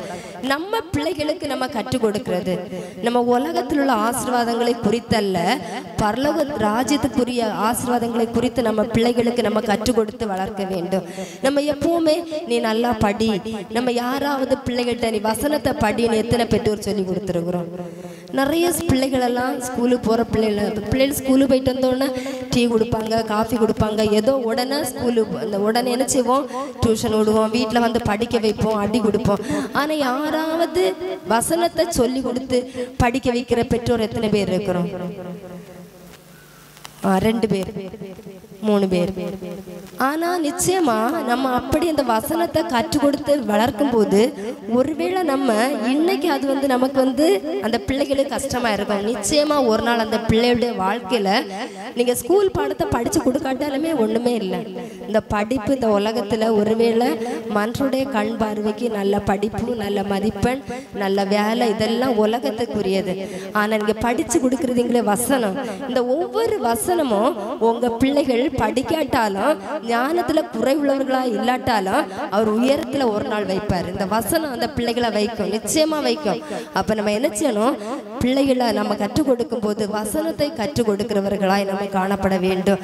நம்ம ஸ்கூல்ல உள்ள பாடங்களை பெரிய கொஸ்டினா இருந்தாலும் நம்ம பிள்ளைகளுக்கு அடிச்சு அடிச்சு படிச்சு கொடுப்போம். ஆனா நம்ம சண்டைக்கிழமை சர்ச்சில் பிள்ளைகள் வசனம் சொல்லும் போது ஒரு வசனம் சொல்றதுக்கு கூட பிள்ளைகள் என்ன செய்யறாங்க, திக்குறாங்க. இது காரணம் யாரு? பிள்ளைகளா பெற்றோரா? பெற்றோர். நம்ம எப்படிப்பட்டவர்கள்? முதல்ல பெற்றோராகி நம்ம படிப்பறிவு இல்லாட்டாலும் பிள்ளைகளுக்கு படிச்ச பெற்றோரா இருந்தா பிள்ளைகளுக்கு வசனத்தை சொல்லி கொடுக்க முன்ன அந்த வசனத்தை பெற்றோர் காணாம படிக்கணும். ஒரு வசனத்தை பெற்றோர் அந்த வசனத்தை காணாம படிச்சுட்டு அந்த பிள்ளைகளுக்கு சொல்லி கொடுத்து பாருங்க. அந்த பிள்ளைகள் உங்ககிட்ட வரும்போதெல்லாம் அந்த வசனத்தை அந்த பிள்ளைகள் சொல்லும் போது உங்களுக்கு ஆக்கும்போது அந்த தப்பு வந்தா சொல்லி கொடுப்பீங்க. இல்லை நீங்க வேலை செஞ்சுட்டு இருக்கும் போது பிள்ளைகள் விளையாடிட்டே நிற்கும், வசனத்தை சொல்லுன்னு சொன்னா உங்களுக்கு அந்த வசனம் கிளியரா தெரியாது. அப்ப அந்த பிள்ளை தப்பு போட்டாலும் உங்களுக்கு சொல்லி கொடுக்க என்ன செய்யாது, தெரியாது. அப்ப பெற்றோர் செய்ய வேண்டியது, நீங்க ஞானத்துல குறைவுள்ளவர்களா இருந்தாலும் அந்த வசனத்தை பெற்றோர்களாகிய நம்ம முதல்ல என்ன செய்யணும், கற்றுக்கொள்ளணும். கற்றுக்கொண்டுட்டு அந்த பிள்ளைகளுக்கு எப்பெல்லாம் டைம் கிடைக்குதோ அப்பெல்லாம் அந்த வசனத்தை சொல்லி சொல்லி சொல்லி நம்ம கொடுக்கும் போது அந்த வசனம் நிச்சயம் அதன் பிறகு அந்த பிள்ளைகள் படிக்கிறதற்கும் ஞானம் இருக்கும். அந்த புஸ்தகம் படிக்க போற இடத்துல அப்படிதான் ஏதோ தடைகளா இருக்கலாம், இப்ப நம்ம படிக்கிற இடத்துல இருக்கலாம், வேலை பார்க்கிற இடங்கள்ல இருக்கலாம், போட்டிகள் பொறாமைகள் நிறைந்த உலகத்துல நம்ம பிள்ளைகள் இருக்கிறாங்க. பாவம் நிறைந்த உலகத்துல நம்ம பிள்ளைகள் வாழ்ந்து கொண்டிருக்கிறாங்க. நம்ம எங்க போனாலும் நம்ம பிள்ளைகள் நல்ல ஒரு பிள்ளைகளாய் நடக்க வேண்டுமானா ஏசப்பாவுடைய வசனம் நம்ம கூட இருந்து நம்ம பிள்ளைகளை நிச்சயமா பாதுகாக்க முடியாது. நம்ம நினைக்கலாம், நான் என் பிள்ளைய கிளியரா வளர்த்தேன், என் பிள்ளைய நல்ல பிள்ளைய கொண்டு வருவேன் அப்படி நம்ம நினைக்கலாம். இல்லவே இல்லை. நம்ம பிள்ளைய வளர்க்கிறது யாரு? ஏசப்பா மட்டும்தான் முடியும். நம்ம பாதுகாக்கவே முடியாது. நம்ம கூட இருக்கும்போது நம்ம கவனிச்சிருக்கலாம். நம்மளை தாண்டி அந்த பிள்ளை வீட்டை விட்டு வெளியே போகும்போது என்ன பண்ணுது நமக்கு தெரியுமா? ஏசப்பாய் தான் தெரியும். அப்ப நம்ம அவருடைய கருத்துல விடும்போது அந்த பிள்ளைகள் இடது பக்கம் போனாலும் சரிதான், வலது பக்கம் எந்த பக்கம் அந்த பிள்ளைகள் சாய்ந்தாலும் அவர் விடவே மாட்டார். எங்க போனாலும் நிச்சயமா என்ன செய்வாரு, அந்த பிள்ளைகளை ஒரு தவறான வழிக்கு போகும்போது அந்த பிள்ளைகளை விடாம தடுத்து நிறுத்தி கொண்டு வருவார். அப்ப நம்ம அது காரணம் அந்த வசனம் தான் அந்த பிள்ளைகளை வழி நடத்தணும். நம்ம பெற்றோர்களாகிய நம்ம ஏதோ நம்ம பிள்ளைகளை பெற்றுட்டோம், வளர்க்குறோம், படிக்க வைக்கிறோம், படிச்ச வச்சு ஒரு வேலை வாங்கி கொடுக்குறோம், அடுத்தது என்ன செஞ்சிருவோம், முன்னாடி உள்ளவங்களுக்கு அப்படிதான் நிறைய பிள்ளைகள் இருக்கும். பிள்ளைகள் பிறந்தோன்னா பிள்ளைகள் பெரிய பிள்ளாவியாச்சுன்னா எப்படியாவது பொம்பளை பிள்ளை 17 வயசு 14 வயசு 18 வயசு 19 வயசுன்னா பொம்பளை பிள்ளைகள்னாலே அவங்களுக்கு ஒரு பாரம். அடுத்த ஆம்பளை பிள்ளைகள்னா அவங்களுக்கு ஒரு ஏதோ ஒன்று செஞ்சு அவங்களுக்கு அதை திருமணம் பண்ணி கொடுக்கறது தான் அந்த பெற்றோருடைய ஒரு கடமை அப்படின்னு நினைச்சவங்க முன்னாடி உள்ளவங்க. ஆனால் அந்த பிள்ளைகள் ஒரு அளவில் முன்னாடி உள்ளவங்களை விடவும் இப்போ உள்ள பிள்ளைகள் தான் பாவ வாழ்க்கையிலே பாவத்திலே இருக்கிறாங்க. இந்த உலகமே பாவத்தை நோக்கி நம்ம பிள்ளைகளை பாவத்துக்கு நோக்கி தான் வழி நடத்தக்கு கூட இருக்கிறவங்க இருப்பாங்களே தவிர நல்ல வழி நடத்தக்கு யாருமே இருக்க மாட்டாங்க. ஏசப்பா மட்டும்தான் நடத்தணும். அப்ப நம்ம என்ன செய்யணும்? பிள்ளைகளுக்கு வசனத்தை கற்றுக் கொடுக்க வேண்டும். அவர் வரும்போது எல்லாமே இந்த வானங்கள் பூமி எல்லாமே அழிந்து போயிடும். ஆனா அவருடைய வாக்கு நீதி மட்டும்தான் என்ன செய்யும்? வாசமா இருக்கும். நம்ம இந்த புதிய வானமும் புதிய பூமியும் உண்டாகும் என்று நம்ம என்ன செய்யணும்? காத்திருக்க வேண்டும். பிள்ளைகிட்ட சொல்லி கொடுக்கணும். நீ தவறு செஞ்சா ஏசப்பா பார்த்துட்டே இருப்பாரு. இந்த உலக நம்ம வாழ்க்கையில வேற ஒரு வாழ்க்கையில போகும்போது பரலோக ராஜ்யத்துக்கு போனா நீ சந்தோஷமா இருக்கலாம், அங்க பிள்ளைகள் சண்டை போடாது அப்படி நம்ம எல்லா காரியத்தையும் பரலோக ராஜ்யத்தை குறித்ததான காரியங்களை பிள்ளைகளுக்கு கற்றுக் கொடுக்கணும். அப்பதான் அந்த பிள்ளைகளுக்கு அப்படியா அப்ப இதே மாதிரிலாம் இருக்காது, அப்ப சந்தோஷமா இருக்கலாம் இல்ல, அப்ப அதை நம்ம எப்படி பார்க்க முடியும் அப்படிப்பட்ட எண்ணங்கள் அந்த பிள்ளைகளுக்கு நம்ம இருதயத்துல தோணும். இந்த உலக வாழ்க்கையில நிறைய கஷ்டங்கள், பிள்ளைகளுக்கு பாடுகள், இதையெல்லாம் மறந்து இந்த உலகத்திற்குரிய ஆசீர்வாதத்தை விட்டுட்டு பரலோக ராஜ்யத்துக்கான காரியத்தை நம்ம பிள்ளைகளுக்கு என்ன செய்யணும்? சொல்லிக் கொடுக்கிறவர்களாய் காணப்பட வேண்டும். அதன் பிறகு புதிய ஆவியை கொடுக்கிற கர்த்தர். எசேக்கியேல் 36ஆம் அதிகாரம் 26வது வசனம்.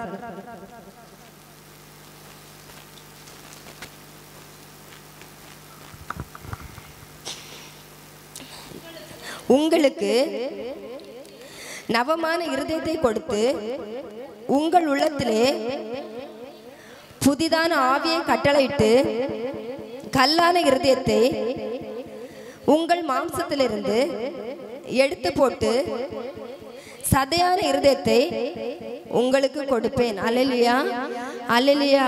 உங்களுக்கு நவமான இருதயத்தை கொடுத்து உங்கள் உள்ளத்திலே புதிதான ஆவியை கட்டளையிட்டு நம்ம ஏசப்பாவிலாடி இருக்கும்போது நம்முடைய எல்லா காரியங்களும் நம்முடைய கல்லான இருதயம் எல்லாம் என்ன செய்யும்? சதையாய் மாற நவமான இருதயமாய் கொடுத்து உங்கள் உள்ளத்திலே புதிதான ஆவியை கட்டளையிட்டு கல்லான இருதயத்தை உங்கள் மாம்சத்திலிருந்து எடுத்து போட்டு சதையான இருதயத்தை உங்களுக்கு கொடுப்பேன். நம்முடைய இருதயம் நம்ம ஏசப்பாவிலாடி இருக்கும்போது நம்ம நிச்சயமா நமக்குள்ளாடி என்ன இருக்கும்? ஒரு தாழ்மை இருக்கும். நம்ம எந்த ஒரு கஷ்டம் வந்தாலும் அது பொறுத்து போகிற ஒரு பொறுமை இருக்கும். கோபம் சில நேரத்தில் நம்ம வந்தாலும் நம்ம ஏசப்பாவுடைய வசனம் நம்ம கூட இருக்கும்போது இது தவறு அப்படின்னு அதை உணர தோணும். எப்போ நம்ம ஏசப்பாடி இல்லையோ நம்ம மற்றவங்களிடத்துல நம்ம நிறைய நேரத்தில் அப்படி இரு இப்படி இரு அப்படின்னு சொல்லலாம். ஆனால் நம்ம செய்கைகள் நம்ம காரியங்களை நம்ம எப்படி இருக்கிறோம்? நம்ம எல்லாம் கரெக்டாக இருக்கிறோமா அப்படி நம்ம சிந்தித்து பார்க்கணும். ஏசப்பா நான் இதில் எப்படி இருக்கிறேன்? அப்போ அவர் என்ன செய்கிறாரு? நமக்கு ஆவியை தருகிறார். அவருடைய ஆவி நம்ம இடத்துல வரும்போது நம்ம கல்லான இருதயம் என்ன செய்யாது? இருக்காது. நமக்கு என்ன செய்யணுமா? இருக்குமா? சதையான இருதயம் நவமான இருதயத்தை கொடுத்து உங்கள் உள்ளத்திலே அவர் என்ன செய்யறாரு? புதிதான ஆவியை கட்டளையிடுகிறார். அடுத்த வசனம், உங்கள் உள்ளத்திலே என் ஆவியை வைத்து உங்களை என் கட்டளையில் நடக்கவும் என் நியாயங்களை கை கொள்ளவும் அவைகளின்படி செய்யவும் பண்ணுவேன். அப்ப நம்முடைய இருதயத்துல அவர் நவமான இருதயத்தை அவர் தந்து நம்ம அந்த கல்லான இருதயத்தை எல்லாம் எடுத்து போடும்போது நிச்சயமா நம்ம எங்க தான் போவோம்? பரலோக ராஜ்யத்துக்கு நம்ம என்ன செய்ய முடியும்? பிரவேசிக்க முடியும். அப்ப நம்மளுடைய இருதயத்துல என்னென்ன காரியம் இருக்கோ எல்லாத்தையும் மாற்றிட்டு நம்ம என்ன செய்யணும்? புதிதாய் மாற்ற வேண்டும். எபேசியர் 4ஆம் அதிகாரம் 22வது வசனம்.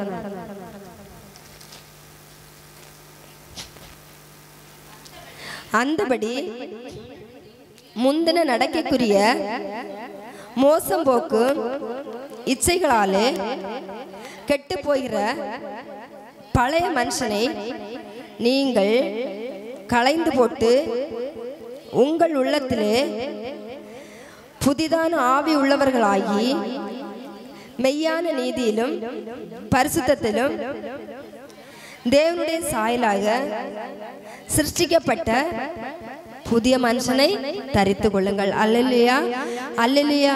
பாத்தீங்களா? நம்ம ஏசப்பாடு இருக்கணும்னா நம்ம என்ன செய்யணுமா? முந்தின நடக்கைக்குரிய மோசம் போக்கும் இச்சைகளாலே கெட்டு போகிற பழைய மனுஷனை நீங்கள் களைந்து போடணுமா? நமக்கு எதனால நம்ம கெட்டு போகிறோம்? பாத்தீங்களா? எதனால கெட்டு போகிறோம் அப்படின்னா மோசம் போக்கும் இச்சைகளாலே. இந்த உலகத்துல நம்மள பிசாசானவன் இப்ப எதுல கொண்டு போறான்னா இச்சைகள்.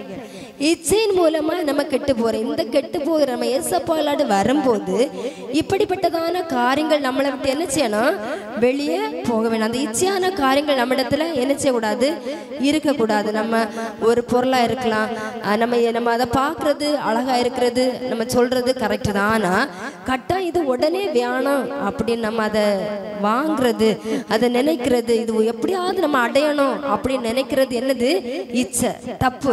அப்படிப்பட்ட காரியத்தை நம்ம என்ன செய்யணுமா, விட்டு போக வேண்டும். முந்திர நடக்க நம்ம முன்னாடி எப்படி இருந்திருக்கலாம், ஏசப்பாடி வந்து நம்ம ரட்சிக்கப்பட்டிருக்கோம், நம்ம ஞானஸ்தானத்தை பெற்றிருக்கிறோம் அப்படின்னு நம்ம நினைச்ச நம்ம இந்த வாழ்க்கை நமக்குள்ளாடி என்ன செய்யக்கூடாது, இருக்கக்கூடாது. முந்திர நடக்கைக்குரிய மோசம் போக்கும் இச்சைகளாலே கெட்டு போகிற பழைய மனுஷனை நீங்கள் களைந்து போட்டு உங்கள் உள்ளத்திலே புதிதான ஆவி உள்ளவர்களாகி. அப்ப நம்ம இருதயத்துல யாருடைய ஆவி இருக்க வேண்டும், யாருக்கு ஆவி, ஏசப்பாவுடைய ஆவி இருக்கணும். நம்மள்ட்ட எல்லாத்தையும் யாருக்கு ஆவி இருக்கும், யாருக்கு ஆவி சில நேரத்துல வரும், பிசாசானுக்கு ஆவி தான் வரும். ஏன் அப்படின்னா ஏதாவது பார்த்த உடனே அதை இப்போ எல்லா கடையிலையுமே பார்த்துரு, சாப்பாட்டு கடையில இருக்கட்டும், துணி கடையில இருக்கட்டும், நகை கடையில இருக்கட்டும், எல்லாத்துலேயும் மின்னு ஒரு லைட்டை போட்டு மக்களை இச்சிக்கிறத மாதிரி வச்சிருக்கான். அது யாரு, பிசாசு.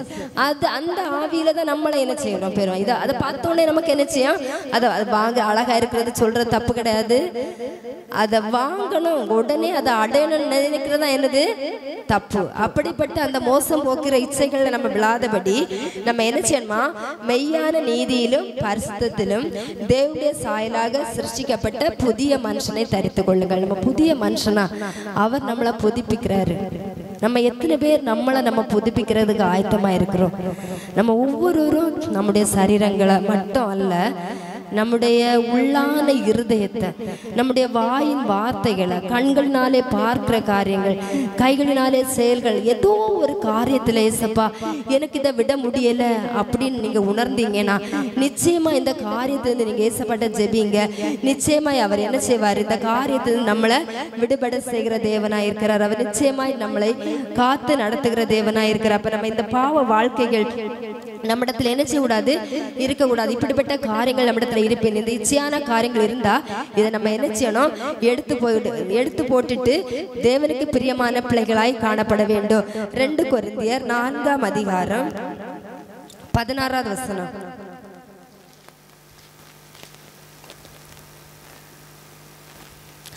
ஆனபடினாலே நாங்கள் சோர்ந்து போகிறதில்லை. எங்கள் புறம்பான மனுஷனானது அழிந்தும் உள்ளான மனுஷனானது நாளுக்கு நாள் புதுப்பிக்கப்படுகிறது. நம்ம பரலோக ராஜ்யத்துக்கு போனோம்னா நம்ம என்ன செய்யணுமா, நாங்கள் சோர்ந்து போகிறதில்லை, எங்கள் புறம்பான மனுஷனானது அழிந்தும். அப்படி நம்ம வெளிய அலங்காரம் என்ன செய்யணுமா, அழிந்து போகணுமா, உள்ளான மனுஷனானது நாளுக்கு நாள் புதுப்பிக்கப்படணுமா. ஆனா நம்ம உலக வாழ்க்கையில எப்படி இருக்கிறோம், வெளி அலங்காரத்தை தினம் நம்ம புதுப்பிச்சு அலங்காரமாய் நடந்து கொண்டிருக்கிறோம். ஆனா என்ன சொல்றாருன்னா, நம்ம இப்ப சோர்ந்து போக கூடாது. எங்கள் புறம்பான மனுஷனானது அழிந்தும் உள்ளான மனுஷனானது நாளுக்கு நாள் புதிதாக்கப்படுகிறது. அப்ப நம்ம ஏசப்பாய்க்குள்ளாடி இருக்கிறவங்களுடைய உள்ளான அந்த ஆத்மா, உள்ளான அந்த இருதயமானது நாளுக்கு நாள் என்ன செய்யும், புதிதாக்க தான் படுமே தவிர பாவத்துக்குள்ளாடி போவாது. வெளி அலங்காரம் நம்ம கொஞ்சம் கொஞ்சமா சில காரியங்களை நம்மளை விட்டு நம்ம மாற்றதான் நினைப்போமே தவிர வெளி அலங்காரம் நமக்கு என்ன இல்லை, தேவையில்லை அப்படின்னு நம்ம நினைக்கிற பிள்ளைகளாய் காணப்பட வேண்டும். 2 கொரிந்தியர் 5:17. இப்படி இருக்க ஒருவன் கிறிஸ்துக்குள் இருந்தால் புது சிருஷ்டியா இருக்கிறான், பழையவைகள் ஒளிந்து போயின, எல்லாம் புதிதாயின. அப்ப நம்ம இதுல உலகத்திற்குரியதான அந்த புறம்பான அலங்கரிப்பெல்லாம் ஒளிந்து நம்ம உள்ளான மனுஷனா இருந்து நம்ம புதுப்பிக்கப்படும் போது நம்ம கிறிஸ்துக்குள்ளாடி இருக்கிறோம், நம்ம புது சிருஷ்டியாய் மாற்றப்படுகிறோம். அப்ப நம்ம பழையவைகள் எல்லாம் ஒளிந்து புதிய சிருஷ்டிகளாய் நம்ம என்ன செய்கிறோம், காணப்படுகிறோம். எல்லாம் புதிதா இருக்கிறது. நம்முடைய எண்ணங்கள், செயல்பாடுகள், நடத்தைகள், நம்முடைய இருதயங்கள் எல்லாமே, நம்ம இருதயம் புதுப்பிக்கப்படும் போது எல்லாமே புதுப்பிக்கப்படும். நிச்சயமா நம்ம நினைக்கலாம், நம்ம சரீரத்தை மட்டும் இல்லை, நம்ம இருதயத்தை புதுப்பிக்கும் போது நம்ம வார்த்தைகள்ல நம்ம என்ன நம்ம இருதயத்துல நம்ம என்ன நம்ம ஒரு காரியத்தை இதை செய்யக்கூடாது அப்படின்னு செய்தோம், இதை பார்க்க கூடாது, இதை கேட்க கூடாது அப்படின்னு நம்ம இருதயத்துல நினைச்சோம்னா நிச்சயமா அந்த காரியத்தை எல்லாம் நம்ம என்ன செய்ய முடியும், மாற்ற முடியும். அப்ப எல்லாம் நம்ம சரீரத்துல இருக்கிற ஒவ்வொரு அவயங்களையும் நம்ம என்ன செய்ய முடியும், புதுப்பிக்க முடியும். அப்படி நம்ம வாயின் வார்த்தையை புதுப்பிக்கலாம், நம்முடைய கண்ணுல பார்க்கிற காரியத்தை புதுப்பிக்கலாம், நம்ம காதுல கேட்கிற வார்த்தைகளை புதுப்பிக்கலாம், நம்ம கைகள்னால செய்கிற செயல்களை புதுப்பிக்கலாம். எல்லாவற்றையுமே நம்ம புதுசா மாற்றும் போது நம்ம என்ன செய்வோம், புது சிருஷ்டியாய் மாற்றப்படுவோம். நம்ம அப்படி நாளுக்கு நாள் என்ன செய்ய வேண்டும், நம்மளை புதுப்பிக்கிற பிள்ளைகளாய் காணப்பட வேண்டும். அப்போஸ்தலர் 2ஆம் அதிகாரம் 17-18.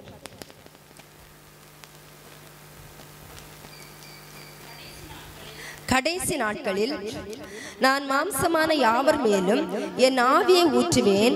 அப்பொழுது உங்கள் குமாரரும் உங்கள் குமாரத்திகளும் தீர்க்க தரிசனம் சொல்லுவார்கள். உங்கள் வாலிபர் தரிசனங்களையும் அடைவார்கள். உங்கள் மூப்பர் சொப்பனங்களை காண்பார்கள். என்னுடைய ஊழியக்காரன் மேலும் என்னுடைய ஊழியக்காரிகள் மேலும் அந்நாட்களிலே என் ஆவியை ஊற்றுவேன். அப்பொழுது அவர்கள் தீர்க்க தரிசனம் சொல்வார்கள். நம்ம இயேசுவோடைய அந்த கடைசி நாட்களில அவர் எல்லாருடைய மேலே என்ன செய்யறாரு, ஆவியை ஊற்றுகிற தேவன். அப்ப நம்முடைய குமாரர் நம்முடைய குமாரத்திகள் தீர்க்க தரிசனம் சொல்வார்கள். வாலிபர் தரிசனங்களை அடைவார்கள். மூப்பர்கள் சொப்பனங்களை காண்பார்கள். ஆனால் அவர் எல்லாருடைய மேலும் அவர் என்ன செய்யறாரு, அவருடைய ஆவியை ஊற்றுகிற தேவன். அப்ப அவருடைய ஆவியை நம்ம மேல ஊற்றுகிற தேவனா இருக்கிறபடினால நம்ம அந்த ஆவியை நம்ம என்ன செய்யணும், பெற்றுக்கொள்ள வேண்டும். அப்ப நம்ம சரீர இருதயம் புதுப்பிக்கப்படும் போதுதான் அவருடைய ஊற்றுகிற ஆவி நம்ம இருதய நமக்குள்ளாடி என்ன செய்யும், வாசம் பண்ண முடியும். ஆவினாலே ஏசப்பா நமக்குள்ளாடி வர்றதா நம்ம இருதயத்துல அவருக்கு இடம் கொடுக்கும் போது நிச்சயமா நம்மளால ஜெபிக்க முடியும், சந்தோஷமா அவரை ஆராதிக்க முடியும். நம்ம எல்லா உலக பிரகாரமான காரியங்களை விட்டு நம்ம என்ன செய்யணும், விலக முடியும். அதன் பிறகு தேவன் புதிய நாமத்தை எழுதுகிற கர்த்தர். யாரு? புதிய நாமத்தை எழுதுகிற கர்த்தர். வெளிப்படுத்துதல் 3ஆம் அதிகாரம் 12வது வசனம். ஜெயம் கொள்ளுகிறவன் அவனோ அவனை என் தேவனுடைய ஆலயத்திலே தூணாக்குவேன், அது நின்று அவன் ஒரு காலும் நீங்குவதில்லை. என் தேவனுடைய நாமத்தையும் என் தேவனால் பரலோகத்திலிருந்து இறங்கி வருகிற புதிய எருசலேமாகிய என் தேவனுடைய நகரத்தின் நாமத்தையும் என் புதிய நாமத்தையும் அவன் மேல் எழுதுவேன். அல்லேலூயா, அல்லேலூயா. நம்ம இந்த உலகத்திற்குரியதான எல்லா வாழ்க்கையிலையும் நம்ம உலகத்திற்குரிய வாழ்க்கையில வாழாம ஏசப்பாவுள்ளாடி வாழ்ந்து நம்ம இருதயத்தை நம்ம புதுப்பித்து நம்ம புதிதாய் சிருஷ்டிக்கப்பட்டு நம்ம வாழ்ந்து நம்ம இருந்தோம்னா நிச்சயமா அப்படி நம்ம ஜெயம் கொள்ளும் போது அவர் என்ன செய்யறாருன்னா, என் தேவனுடைய ஆலயத்திலே அவனை தூணாக்குவேன், அதனின்று அவன் ஒரு காலம் நீங்குவதில்லை. என் தேவனுடைய நாமத்தையும் என் தேவனால் பரலோகத்திலிருந்து இறங்கி வருகிற புதிய எருசலேமாகிய என் தேவனுடைய நகரத்தின் நாமத்தையும் என் புதிய நாமத்தையும் அவன் மேல் என்ன செய்வாரா, எழுதுவாரப்ப. அவருடைய நாமம், கர்த்தருடைய நாமத்தை நம்ம மேல அவர் என்ன செய்யறாரு, எழுதுகிறாரு. எத்தனை பேரு நம்ம அதுக்கு ஆயத்தமாய் இருக்கிறோம் அப்படி நம்ம பார்த்தோம்னா நிச்சயமா நம்ம என்ன செய்ய மாட்டோம், அவர் எழுதணும், நான் பரலோகத்துக்கு போனோம் அப்படி நம்ம நினைச்சோம்னா நிச்சயமா நம்ம பாவத்துக்குள்ளாடி இருக்க மாட்டோம். 2:17 ஆவியானவர் சபைகளுக்கு சொல்லுகிறதை காதுள்ளவன் கேட்க கடவன்.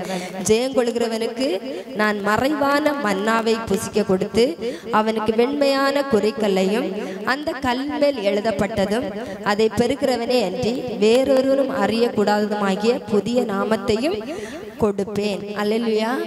அவர் என்னெல்லாம் தாராரு அப்படின்னா, இதை காதுள்ளவன் கேட்க கடனுமா. ஜெயம் கொள்ளுகிறவனுக்கு அவர் என்ன செய்யறாரு, மறைவான மன்னாவை கொடுப்பேன் அப்படின்னு. மன்னா அப்படின்னா தேவதூதருடைய அப்பம். அந்த அப்பத்தை அவர் நமக்கு இந்த உலகத்திற்குரிய சாப்பாடு ஆகாரம் இல்ல, அவருடைய ஆவிக்குரிய அந்த மன்னா அந்த அப்பத்தை அவர் நமக்கு புசிக்க கொடுக்கிறாரு. அடுத்தது வெண்மையான குறிக்கல்லையும் அப்படின்னா வெண்மையான அந்த பரலோகத்தில் இருந்து அந்த ஆவிக்குரியதான அந்த மன்னாவை நமக்கு தந்துட்டு அந்த குறிக்கல் என்பது கிரேக்க பந்தயங்களில் வெற்றி பெறுகிறவர்களுக்கு வெகுமதி அளிக்கும்படி வெள்ளை கல்லுல குறிச்சு கொடுப்பாங்களாம் எங்க கிரேக்கர்கள். அப்ப நம்ம இப்போ ஒரு ஓட்ட பந்தயத்துக்கு போறோம், ஒரு இடத்துக்கு போறோம், அப்போ ஒரு சீல்டு மாதிரி ஒரு பிரைஸ் நமக்கு ஒவ்வொரு இடத்துலயும் தாரோம் அப்படிதானே. ஆனா கிரேக்கர்கள் என்ன செய்வாங்கன்னா அந்த வெள்ளை கல்லுல தான் குறிச்சு எழுதி கொடுப்பாங்களாம். இதே மாதிரிதான் நம்முடைய நாமத்தை அவர் என்ன செய்கிறாரு? குறிக்கிற வெண்மையான குறிக்கல்லையும் அந்த கல்லின் மேல் எழுதப்பட்டதும் அதை பெருக்கிறவனே அன்றி வேறொருவனும் அறியக்கூடாததும் ஆகிய. அப்ப ஏசப்பாய்க்கு மன்னாவை பெறனா அவருடைய வெள்ளை கல்லை அந்த குறிக்கல்ல நம்ம பெற்றுக்கொள்ளணும். அப்ப மட்டும்தான் அதை அதை நம்ம என்ன செய்ய முடியுமா? புதிய நாமத்தை கொடுப்பேன். அவையர்களுக்கு தான் அவர் என்ன செய்கிறாரு? புதிய நாமத்தை கொடுக்கிறார். இல்லாம யாருக்கும் கொடுக்க மாட்டார். ஏசப்பாய் அறியாதவங்களுக்கோ அவர் ஏசப்பாய் இதுக்குள்ளாடி இல்லாதவங்களுக்கு என்ன செய்ய மாட்டாரு? கொடுக்க மாட்டார். அப்ப நம்ம என்ன செய்யணும்? அவருடைய மன்னாவை புசிக்கிறதற்காய் அந்த அவனுக்கு வெண்மையான குறிக்கல்ல அந்த கல்லின் மேல் எழுதப்பட்டதையும் அதை பெருக்கிறவனே அன்றி வேறுவரும் அறியக்கூடாததும் ஆகிய. அப்ப அது ரெண்டே நம்ம பெற்றாதான் அந்த நாமத்தை நமக்கு எழுதுவாரு. எத்தனை பேர் அந்த நாமத்தை நம்ம பெற்று அப்பதான் நம்ம எங்க போக முடியும்? பரலோகத்துக்கு போக முடியும். அப்ப நம்ம அந்த நாமத்தை நம்ம என்ன செய்யணும்? பெறுகிறவர்களாய் காணப்பட வேண்டும். நம்ம ஏசாயா 56ஆம் அதிகாரம் 5வது வசனம்.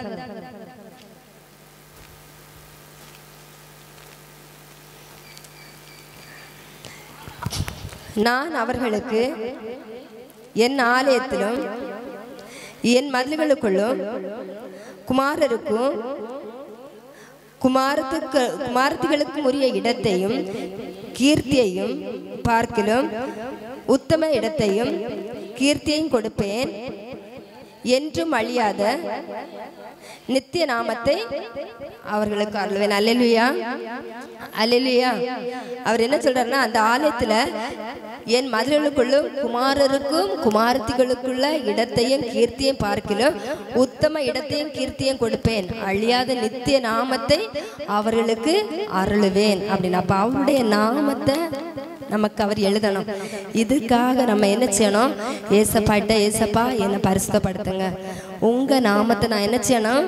தரித்து கொள்ளணும். அவருடைய நாமத்தை அவர் நமக்கு எழுதணும்னா நம்ம எவ்வளவு தூரம் பரிசுத்தமாகணும், எவ்வளவு காரியங்கள் நம்ம விடணும், நம்ம எப்படி எப்படி இருக்கணும். நம்மளை அவர் அனுதினமும் புதிதாக்குகிறார். அவருடைய ரத்தத்தினாலே புதிதாக்குறது தான். அவர் நமக்காக ரத்தம் சிந்தி மரித்தார். அப்போ அவர் நமக்கு புதிய காரியத்தை செய்கிற கர்த்தராக இருக்கிறார். புதிய உலகத்தை அவர் நமக்காக சிருஷ்டிக்கிறார். புதிய ஆவியை கொடுக்கிறவராக இருக்கிறார். புதிய நாமத்தை நமக்கு எழுதுகிற கர்த்தராக இருக்கிறார். அப்ப நம்ம தேவனுடைய சமூகத்துல நம்ம எப்படிப்பட்டவர்களாய் காணப்பட வேண்டும்? அதான் முதல்ல நம்ம வெளிப்படுத்தல் 21:5 சிங்காசனத்தில் மீட்டிருந்தவர் இதோ நான் சகலத்தையும் புதிதாக்குகிறேன் என்றார். பின்னும் அவர் இந்த வசனங்கள் சத்தியமும் உண்மையும் உள்ளவைகள், இவைகளை எழுது அப்படின்றது. வசனம் எல்லாமே என்னது?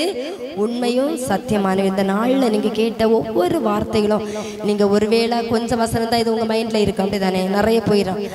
ஒருவேளை நீங்க எழுதி வச்சிருந்தீங்கன்னா வீட்டுல போய் ஒருக்க வாசித்தா அது பார்த்துருந்துருக்கலாம். ஆனா நம்ம இதை நீங்க என்ன செய்யுங்க? ஒருவேளை மறந்து போயிருக்கலாம், மறக்காம இருக்கலாம். ஆனாலும் நீங்க கேட்ட உங்க இந்த வார்த்தையை நீங்க விட்டு விடாதவர்களாய் இதை இருதயத்துல நீங்க என்ன செய்யுங்க? உணர்ந்தவர்களாய் கடந்து போக வேண்டும். அடுத்த வசனத்துல அன்றியும் அவர் என்னை நோக்கி ஆயிற்று, நான் அல்பாவும் ஒமேகாவும் ஆதியும் அந்தவுமா இருக்கிறேன்.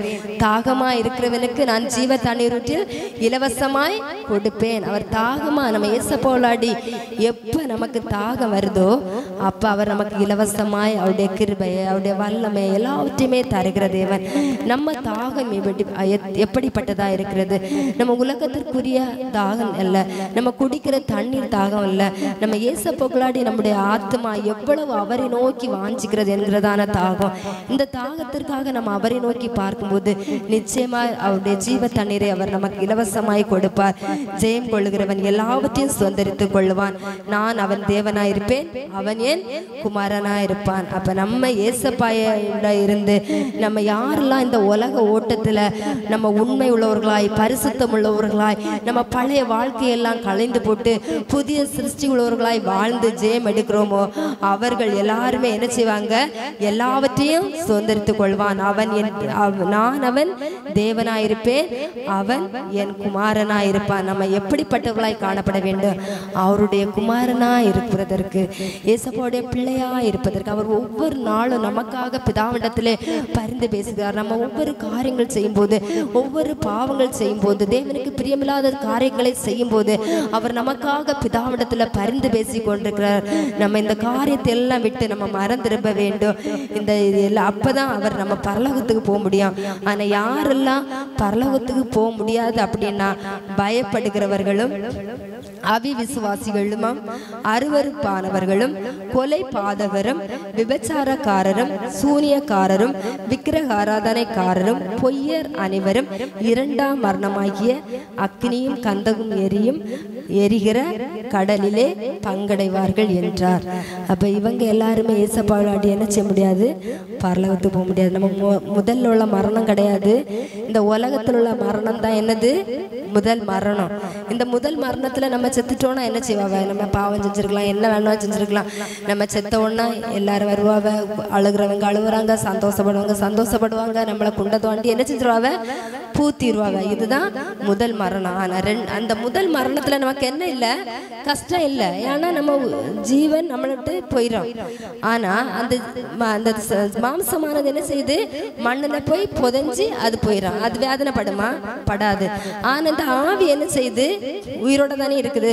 அந்த ஆவிதான் நம்ம ஏசப்பாய்க்குடைய கூட இருந்து நம்ம அவருடைய வழியில நம்ம நடந்து வாழ்ந்தோம்னா, புதிதாக்கப்பட்டிருந்தோம்னா நிச்சயமா நம்ம என்ன செய்வோம், பரலோகத்துக்கு போவோம். இல்ல நம்ம பாவத்துக்குள்ளாடி இருந்தோம்னா நிச்சயமா நம்ம எங்க போவோம், இரண்டாம் மரணமாகிய அக்னியும் கந்தகமும் எரிகிற கடலிலே பங்கடைவார்கள். அப்ப நம்ம ஒரு சின்ன ஒரு தீ பத்த வைக்கும் போது அந்த அடுப்புல நம்ம கை சரீரம் பட்டா எப்படி இருக்கும், எவ்வளவு காந்தம். அப்ப நம்ம ரெண்டாவது அந்த அக்னியும் கந்தகமும் எரிகிற அந்த பாதாளத்துல நம்ம நரகத்துல போகும்போது நம்ம எவ்வளவு கஷ்டப்பட வேண்டியது இருக்கும். ஆனா அதை நினைச்சா இந்த உலகத்துல நம்ம படுக்கிற கஷ்டம் பெருசே இல்லை. நம்ம நினைக்கலாம் இந்த உலகத்துல நான் கஷ்டப்படுறேன், வேதனைப்படுறேன், வியாதி இருக்கு, பிரச்சனை இருக்கு, போராட்டம் இருக்கு. இது எதுவுமே நமக்கு என்ன இல்லை, கஷ்டம் இல்லை. நிச்சயமா ஏசப்பாவுடைய பரலோக ராஜ்யத்துக்கு போகும்போது நம்ம எப்படி இருப்போம், சந்தோஷம் உள்ளவர்களாய் காணப்படுவோம். அப்ப நம்ம என்ன செய்யணும், ஏசப்பாய்க்குள்ளாடி அனுதினமும் நம்மளை புதுப்பித்து நம்மளை புது சிருஷ்டியாய் மாற்றி நம்ம ஏசப்பாவுள்ளாடி அனுதினம் வசனத்தை கற்றுக்கொண்டு அதன் வழியிலே நடக்க நம்ம என்ன செய்வோம், முயற்சிப்போம், முயல்வோம். நிச்சயமா ஏசப்பா உங்க யாவரையும் கேட்ட வார்த்தைகளின்படி ஆசீர்வதிப்பாராக. ஆமென்.